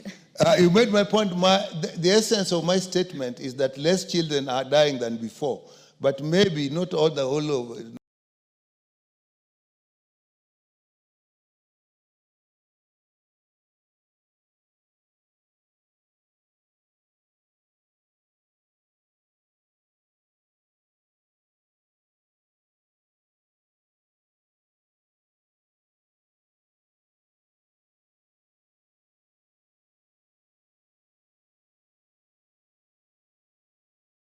Not all African cultures. I also don't think it's factual. For children under 1 year of age, we have had marked improvement. So that was the essence. But you brought an issue that is actually so important. In fact, the death of children are actually the most painful death, particularly for mothers who lose their babies at the time of delivery. It is so painful that when she's in the ward and the baby has died and she's not discharged, you wonder whether you should keep her in the ward with the other babies who are nursing their babies, and relatives are coming to congratulate her, and hers has died. Or do you seclude her in a different room, and then she now says, I'm now being put here because my baby has died. Now, the death of children are very painful, but actually they are not as pronounced, but they are an important factor, and that is why we are bringing this. And I told you, it is the survival of children that is actually responsible for the youth birth you are seeing. I tell you, from 300 per thousand babies born to 33, that is a marked difference. And these children, and you note in 2002, we actually had to now come in and say, the children that actually are surviving, what about going to school? And President Kibaki said, they will all go to school.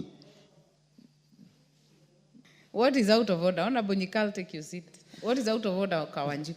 Thank you, Madam Speaker. When the chair is giving that statement, I'm wondering whether he's aware or whether he has been even watching the media lately that the rate of mortality, especially in my county, when I speak about Kiambu County, we have lost almost 136 infants. So when he's talking and saying that the rate of infant has gone down, is he still aware of what is happening within the Kiambu County, and especially when it comes to the matters to do with medics, the matters to do with drugs, the matters to do with the state of the hospitals within the Kiambu County? Don't debate. If it is a point of order, raise a point of order. Honorable Nyikal. I actually accept the information, but I'm talking for the country.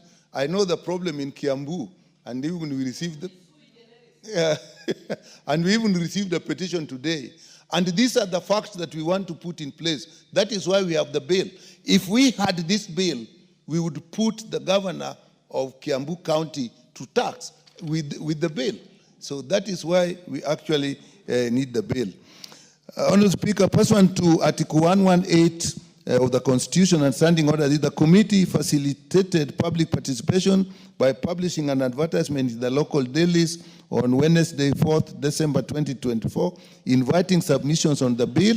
The committee received written memoranda and submissions from the stakeholders, including the Ministry of Health, State Department of Medical Services, the Office of the Attorney General, Department of Justice, Kenya Law Reform Commission, the National Gender and Equality Commission, the Council of Governors, the Health NGOs Network, HENET, the Kenya Pediatric Association. The committee further held meetings with stakeholders on the 25th February 2025 and a retreat on 11th April 2025 in Machakos County. The committee adopted several amendments to enhance accountability and integrate palliative care services, ensure consistency in terminology and existing laws, and establish mechanisms for the systematic data collection and evaluation and monitoring. That is particularly important. If we don't have data, even that one of Kiambu, you notice that the governor was saying that children are not dying. So we now actually need data to confront when people in position of authority actually make statements that hide the situation of healthcare in our country. The bill further introduces deterrent penalties to promote compliance with professional and ethical standards and to safeguard the rights and the welfare of persons seeking maternal, newborn, and child health services.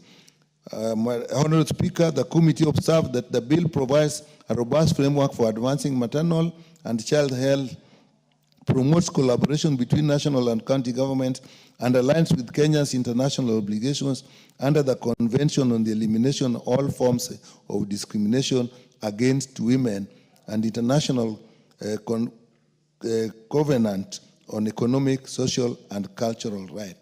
Madam Speaker, the issue of children's health, mothers' health, of course, quite often come in the purview of human rights. So therefore, Madam Speaker, the committee recommends that the House consider and pass the Maternal and Child Health Bill number 2023, Senate Bill number 17 of 2023, with the proposed amendment. And I will call upon colleagues to actually pass this bill. So we actually have a way of forcing services, better services for our people. With that, Honourable Speaker, I beg to move and ask Honourable Karoli Omondi to second. Thank you very much. Madam Speaker, I've heard my sister, Honourable Irene Mayaka, say we should have left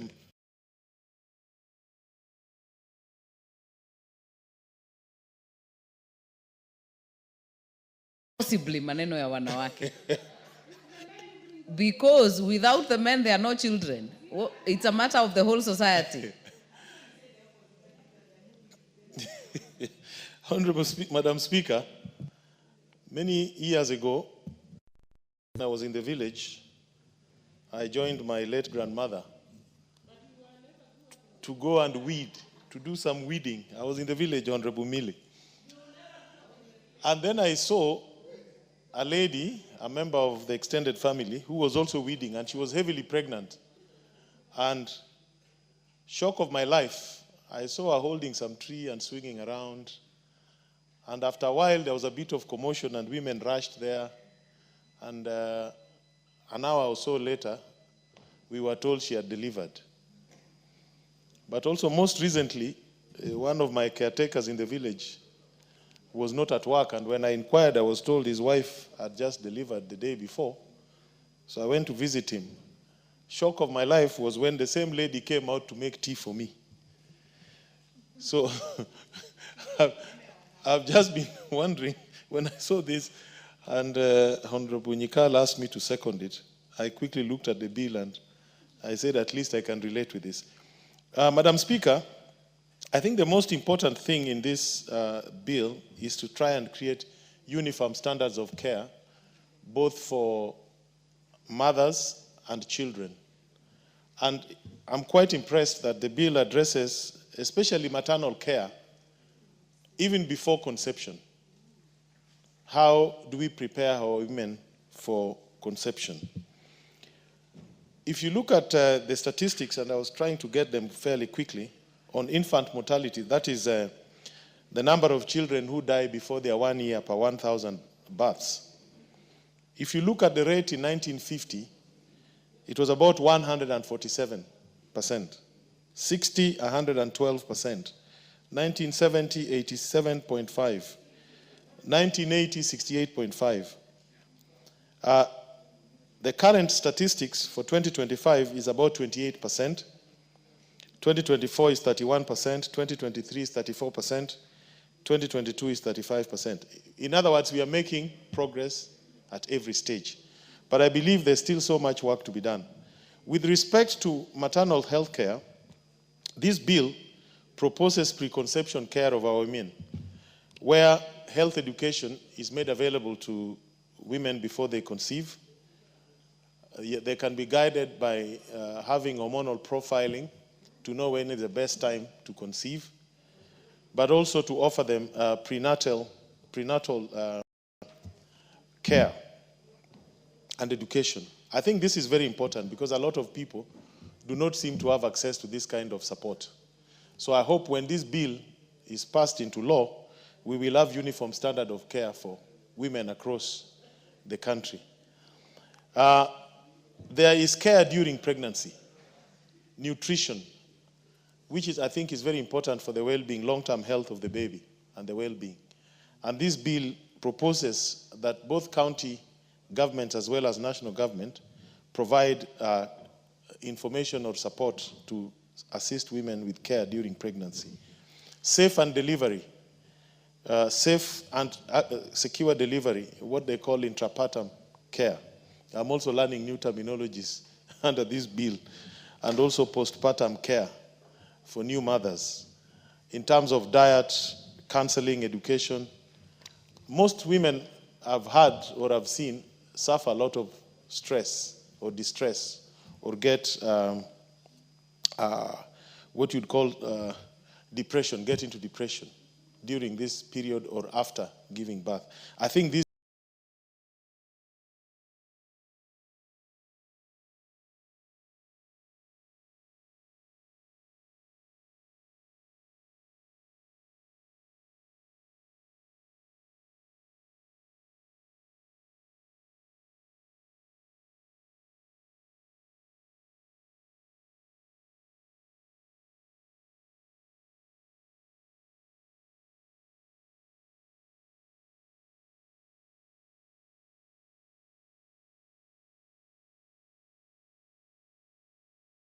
bill offers us an opportunity to deal with that problem. This is where health workers have not been very kind to new babies or newborn mothers. And workers have not been very kind to new babies or newborn mothers. For that kind of inhuman treatment.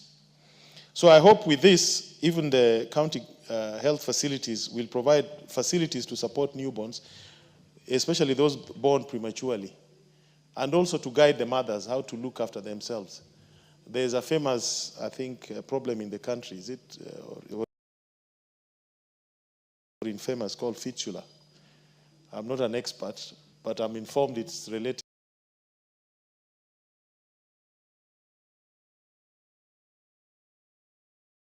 to giving birth and not having the proper care at the time of delivery.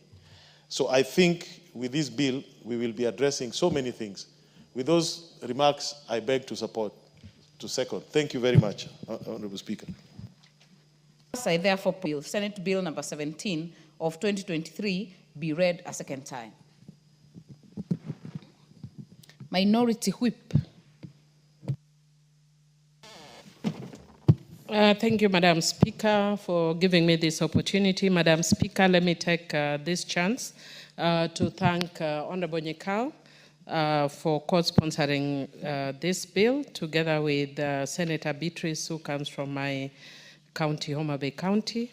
Madam Speaker, it is said great minds think alike, and so I just want to congratulate Honorable Beatrice because I have a similar bill, a bit more comprehensive, because this is maternal, newborn, and child health bill. Mine is family reproductive health care bill.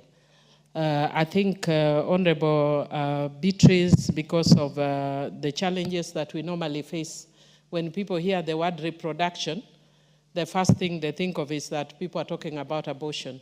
So she's been smart to remove reproduction, so that people don't think it's about abortion.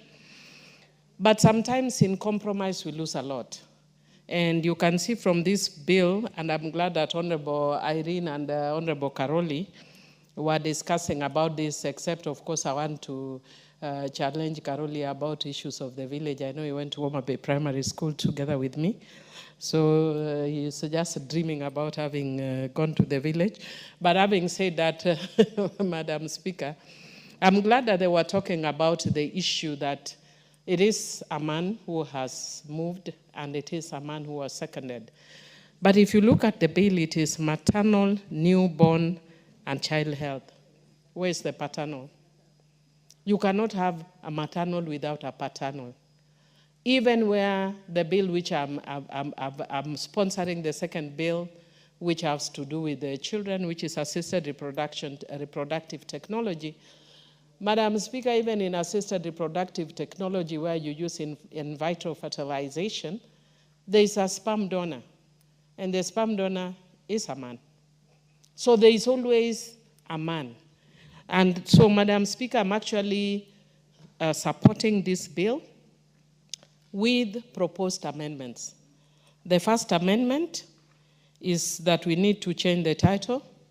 There must be a father somewhere, because we cannot have a child who doesn't have a father. Article 53 of our Constitution recognizes both father and mother, even where a child is born out of wedlock. The child has a right to know both mother and father. Secondly, a father needs to be in the life of that child. And especially in situations like this, which is envisaged in the bill, where it is presumed that the parents are married to each other. We cannot focus on the mother as though she's the one carrying this child on her own. Carrying a child for 9 months, a lot of women will tell you it's not an easy task. The father must be involved throughout this process. They must be involved when the woman goes into labor. That is when you actually appreciate your role of fatherhood. So for me, one of the things that I'm going to provide here, which is actually in the bill, some of the things that I'm going to propose here are things that are in my bill, and if they pass here, let my bill die. It's not about whether my bill passes or not, it's about whether we take care of the things that are of concern to us. We want to reduce instances of child mortality in this country, and I want to agree with Honorable Nyikal that the numbers are not as high as before, but the numbers are still of concern. And I want to agree that we have a big challenge right now in Kiambu. But I would want to say that Kiambu is what we would call in law sui generis. Sui generis because when you have those numbers of children dying, I think we should even close the country. Because how can we have children dying like that and we are continuing like life is normal? There must be something that is done in Kiambu, and it must be done very urgently to address the cases of children dying. But I want to tell Honorable Nyikal that indeed children still die and we bury. Unfortunately, one of my employees just lost her baby. I think 3 days ago we buried the baby, 2 days ago in Langata. So we still lose children very young. And unfortunately, in her case, it was, if you could actually, when she was narrating what happened, it was a case of negligence. There are cases that are avoidable. Yeah? The child, it's somebody else who had to actually then go to the house and notice the child was jaundiced. Yeah? And if you see the child, she took the child to hospital. I wish she had even called me to intervene. By the time I was landing, even though I was out of the country, it was a bit late. They went to hospital in the morning. The child was admitted. They were trying to admit the child in the evening because the child needed to be in ICU. And by the time they were admitting, they had been telling her to wait for ICU. Then they said there's no longer any space for ICU. So the child died because there was no space for ICU. So that does happen, that we still have, and I just want to say condolences to Belinda on the loss of your child. And so we still are having many, many women losing children when they don't need to in this age and time. We are losing too many children. But the worst is also that we are losing too many mothers while having children. There is no reason for us to be losing mothers when they're having children. But having children is such a noble thing that we shouldn't be losing mothers because of bringing to earth children, because of fathering the human race. And yet, a lot of the cases that you see, it's because of negligence or because of distances, like those of us who come from, very far places.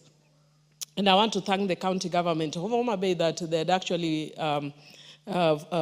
promised, for instance, our islands, that they are going to provide an ambulance in each of the islands. But I would actually also want to suggest, because I was one of the people who sat when we were doing the constitution, and I remember this was an issue that was raised by Honorable Uhuru Muigai Kenyatta himself, and he said in areas like ours that are overly marginalized, we should be given more money to take care of those unique challenges.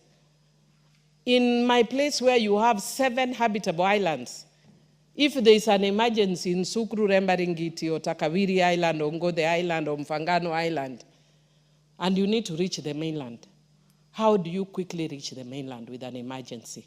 So we end up losing many women, we end up losing, many children because of that. And sometimes you want to blame the county governments, but all, the amount of monies that are given are not really sufficient for that. So for me, I want to just say, I don't want to go into the details of this bill because, as I've indicated, I have a more comprehensive bill that looks at the entire life spectrum of reproduction, from preconception to conception to giving birth in all ages, including gerontological. Because we have very many old men who are struggling with other reproductive challenges nowadays because of peer pressure. Peer pressure happens at any age. You'll find a man who is 80, 90, is still busy wanting to have a child. So we say, if you are a man who is 80, 90 and you have a child, how do you deal with you as an 80-year-old man? How do you deal with your child as an 80-year-old man? How do you deal with, raising that child as an 80-year-old man who has a child at 80 and you are a father? That child, by the time you are 90, the child is 10. By the time you are 100, the child is joining university. So those are issues that I've addressed in my bill, and as I've said, I've actually discussed with Honorable Nyikal. To the extent possible, so that we don't change the architecture of this bill, I will bring amendments that can be carried on into this bill, and I'm hoping that we don't bring propaganda again to this bill, because as we do a lot of politics on women's bodies, women continue dying, and young children continue dying. Why we politic? It's very easy to sit from a distance and comment about your neighbor's compound when you don't know what your neighbor has to go through. And unfortunately, sometimes that's what our brothers do to us. We want to theorize about childbirth. We want to theorize about reproduction. And we love the ones like Honorable Nyikal and Honorable Kaluli, who are very supportive of us. And please talk to your other male colleagues so that they can join us, because this is a journey of furthering the human race, both men and female. Once again, congratulations and thank you for this bill. I'll support with amendments. Very well. Honorable Mayaka.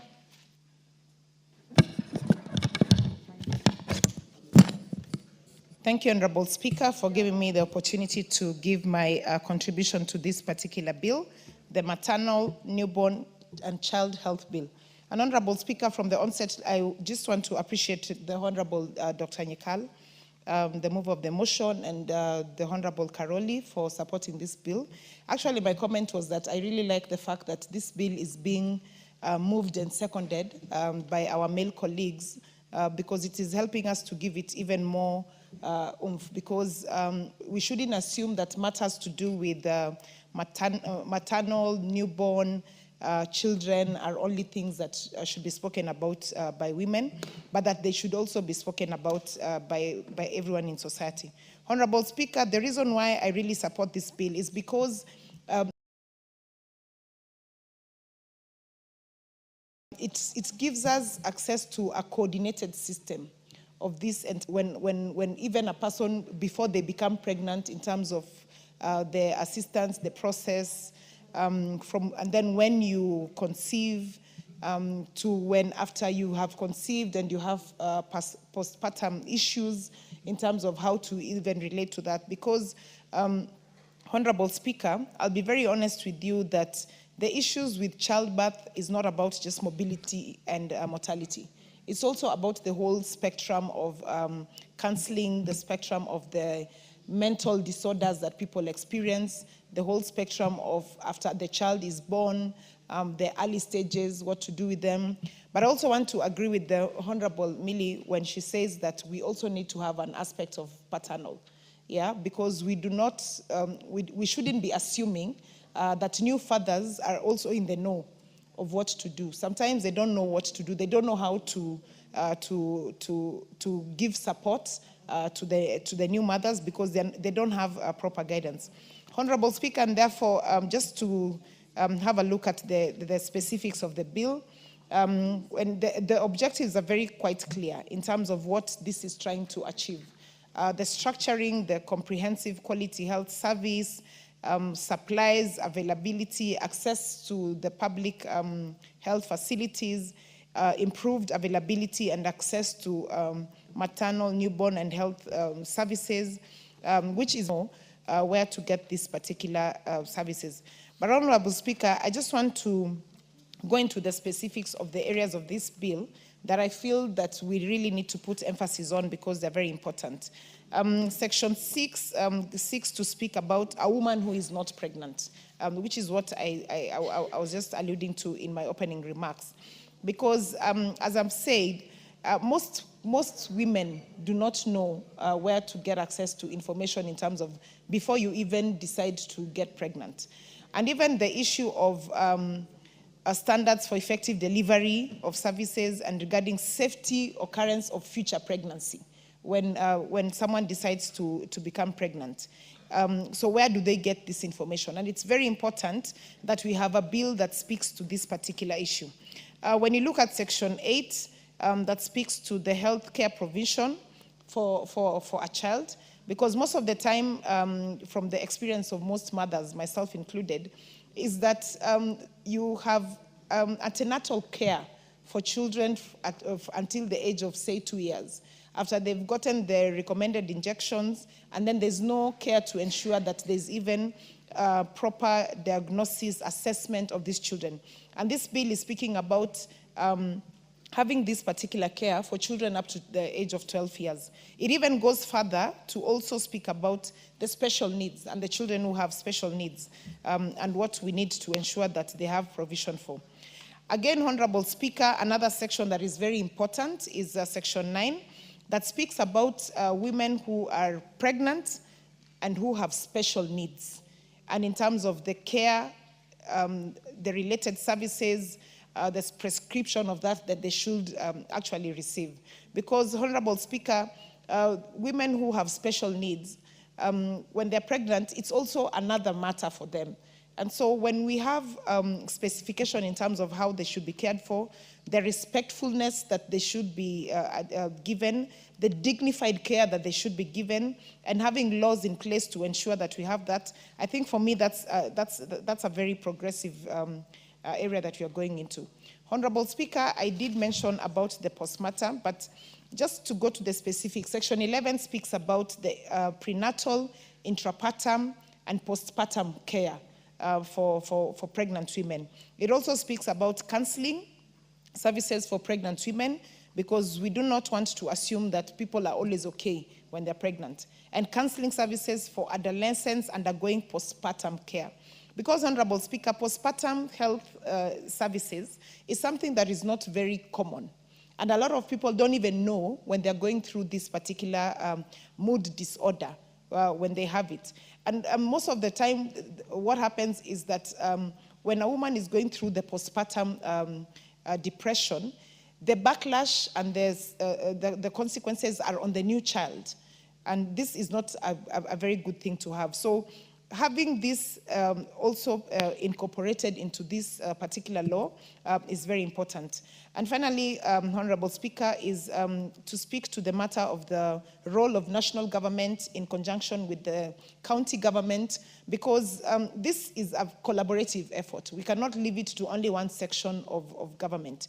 We do need a lot of support in terms of policy formulation and ensuring implementation, because as we always say, we don't want to be a house that comes up with fantastic laws that are never implemented, that are never used by anyone. They're just gathering dust in the shelf. So this particular inclusion, and even the fact that this bill speaks to the aspect of monitoring and evaluation as well, it is very specific. It speaks about the CS giving a report 3 months after the financial year in terms of the status of maternal, newborn, and child health services. I think this is very important as well, so that as a country, as a house, we are able to actually track what is going on in our country. We are able to track in terms of the effectiveness of the laws that we are making, so that if there is anything within this law that, say, 1 year from now, that we feel was not covered sufficiently, the monitoring and evaluation aspect done by the national government in conjunction with the county government helps us to be able to enrich even this law further. And therefore, Honorable Speaker, with those few remarks, I do want to support this bill. I submit. Thank you. Honorable Makali Mulu. Yeah, thank you so much, Honorable Speaker. Honorable Speaker, I also want to support this bill, the maternal, newborn, and child health bill. Honorable Speaker, I think in terms of timing, the bill has just come at the right time, Honorable Speaker. And this is based on what we are hearing from Kiambu and other areas, losing quite a number of mothers as a result of poor care. As Dr. Nyika was moving, I realized that the focus is more on the children below the 28 days, Honorable Speaker. And this is informed by the fact that statistics do prove that up to 5 years, things are not very bad these days. And the issue, Honorable Speaker, is it is unfortunate that in these modern days, when technology has improved this much, we could still see our children dying, and more so below the 28 days, Honorable Speaker. And the worst is where you even lose a mother. But Honorable Speaker, one of the interesting things of this bill is the element of monitoring and evaluation. And to me, that's what I'm very attracted to that, Honorable Speaker. Why am I saying that? Because through monitoring and evaluation, Honorable Speaker, we'll be able to know if there's a maternal death. We'll be able to document what factors have contributed to that death. And as a result of that, then we can come up with the mechanisms which change the scenario. At the same time, Honorable Speaker, after documenting the factors, then as a house, we could be in a position to determine how much resources are required to address the shortcomings. And that is critical. Honorable Speaker, when you watched the story of Kiambu the other day, as a Kenyan, I felt really bad. And you know, Honorable Speaker, there has been this debate between Linda Mama and the new share proposals, which one is more superior. And I think these are some of the things which would make us and the Kenyan women feel like Linda Mama was more senior or superior in terms of services than the one being called the family package. Why am I saying that, Honorable Speaker?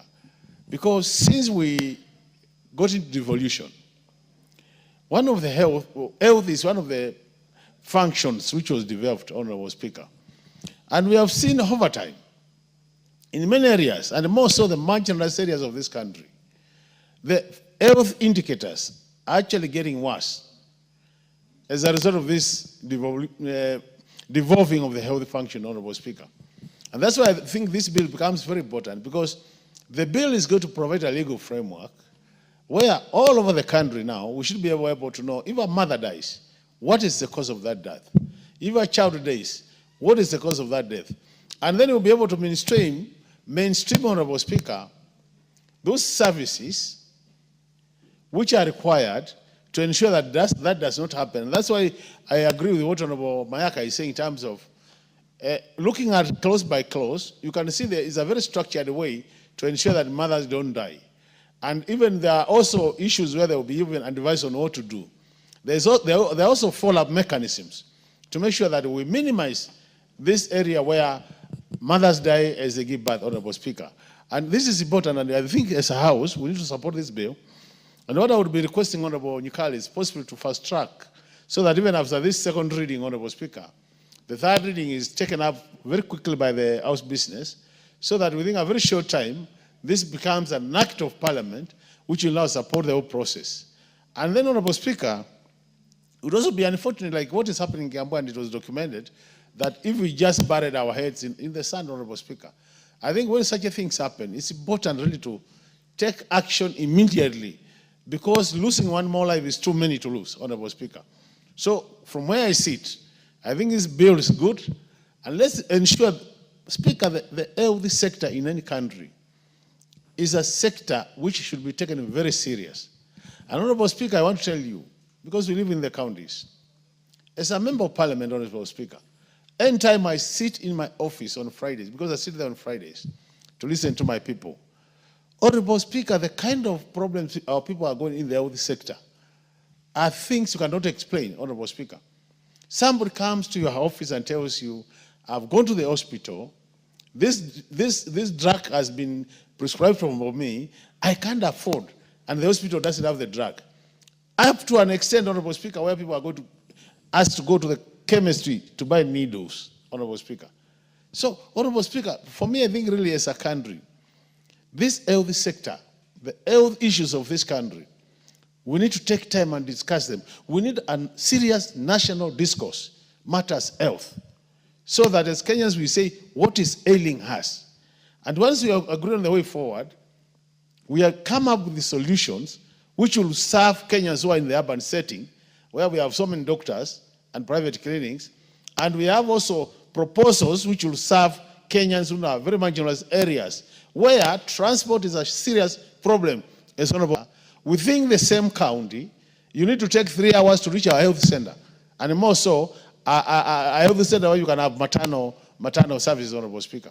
So we must factor in such situations where we have areas which are so remote from the health center that they can, for you to reach a health center, you need 3 or 4 hours. In such a case, what happens to a mother who has complications, Honorable Speaker? And that's why we also must be discussing. At one point, Honorable Speaker, this issue of mobile clinics was very common, so that you have mobile clinics in such remote areas, so that when you have an emergency, you can actually save life. Because by having our mothers dying as they give birth, Honorable Speaker, we are saying we are not then going to allow this country to have more people. And I think it is good to have more people as a country.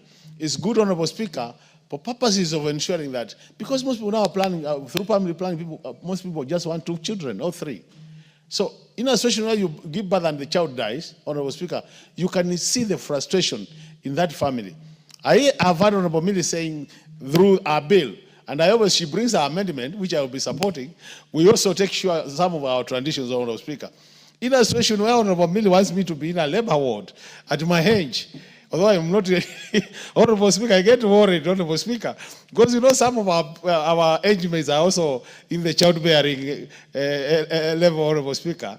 And according to our traditions, a man is not supposed to be in the labor ward, more so the older one. So even as many proposes are amendments, she should also factor in the tradition so that she doesn't cause problems into our culture. But really, I support her moves. I know she's really passionate about reproductive health, but we also need to be careful, Honorable Speaker. Otherwise, we'll have challenges where your wife tells you must come to the labor ward, and then the wazes are looking at you, Honorable Speaker, and what is wrong with the Honorable Speaker? So these are the issues we must balance so that we have a country which is progressive in terms of making our laws and progressive in the provision of services. With those many remarks, Honorable Speaker, I support. Thank you so much.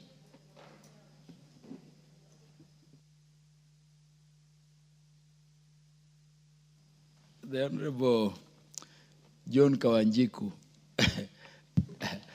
The Speaker was smiling because he's could be one of the people falling under the category Honorable Kali is talking about. Honorable Kawanjiku, proceed. Thank you, Honorable Speaker, for giving me this chance to debate this important motion. And I want to take this opportunity to thank Honorable Nyika for coming up with this bill, especially such a time that we're experiencing turbulences as far as the issue of health is concerned within the Kiambu County, Honorable Speaker. And we really want to support the bill to some extent, but also would seek, even though the health is devolved, there is a lot to be done by the national government, because apart from the education sector that is still within the national government, health should have remained with the national government, because some of the challenges we are experiencing as far as our people are concerned, even now, when we are talking about level 1, level 2, level 3 hospitals are supposed to be free. Some of the counties, because we have created some small presidents, some small kings and kingpins within the county.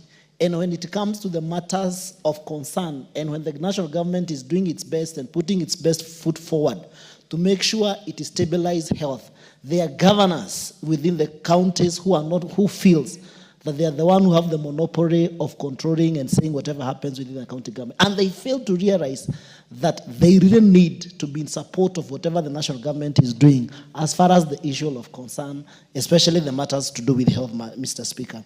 Some of the issues I have seen Honorable Nikal trying to address on this bill is that we should carefully and keenly take care of our children. Because when you talk about the child, you talk about the innocent, you talk about the future of our country, the future of a parent, the future of a nation. And even when that mother is pregnant at that particular time, Mr. Speaker, she takes a lot of time to prepare. You know, she's no longer herself because she's carrying another person inside her, Mr. Speaker. And therefore, making sure that we regularize and make sure that they are well taken care of as far as postnatal and prenatal care are concerned, it should be a concern of any man or any person or any government to take care of its future generation, Mr. Speaker.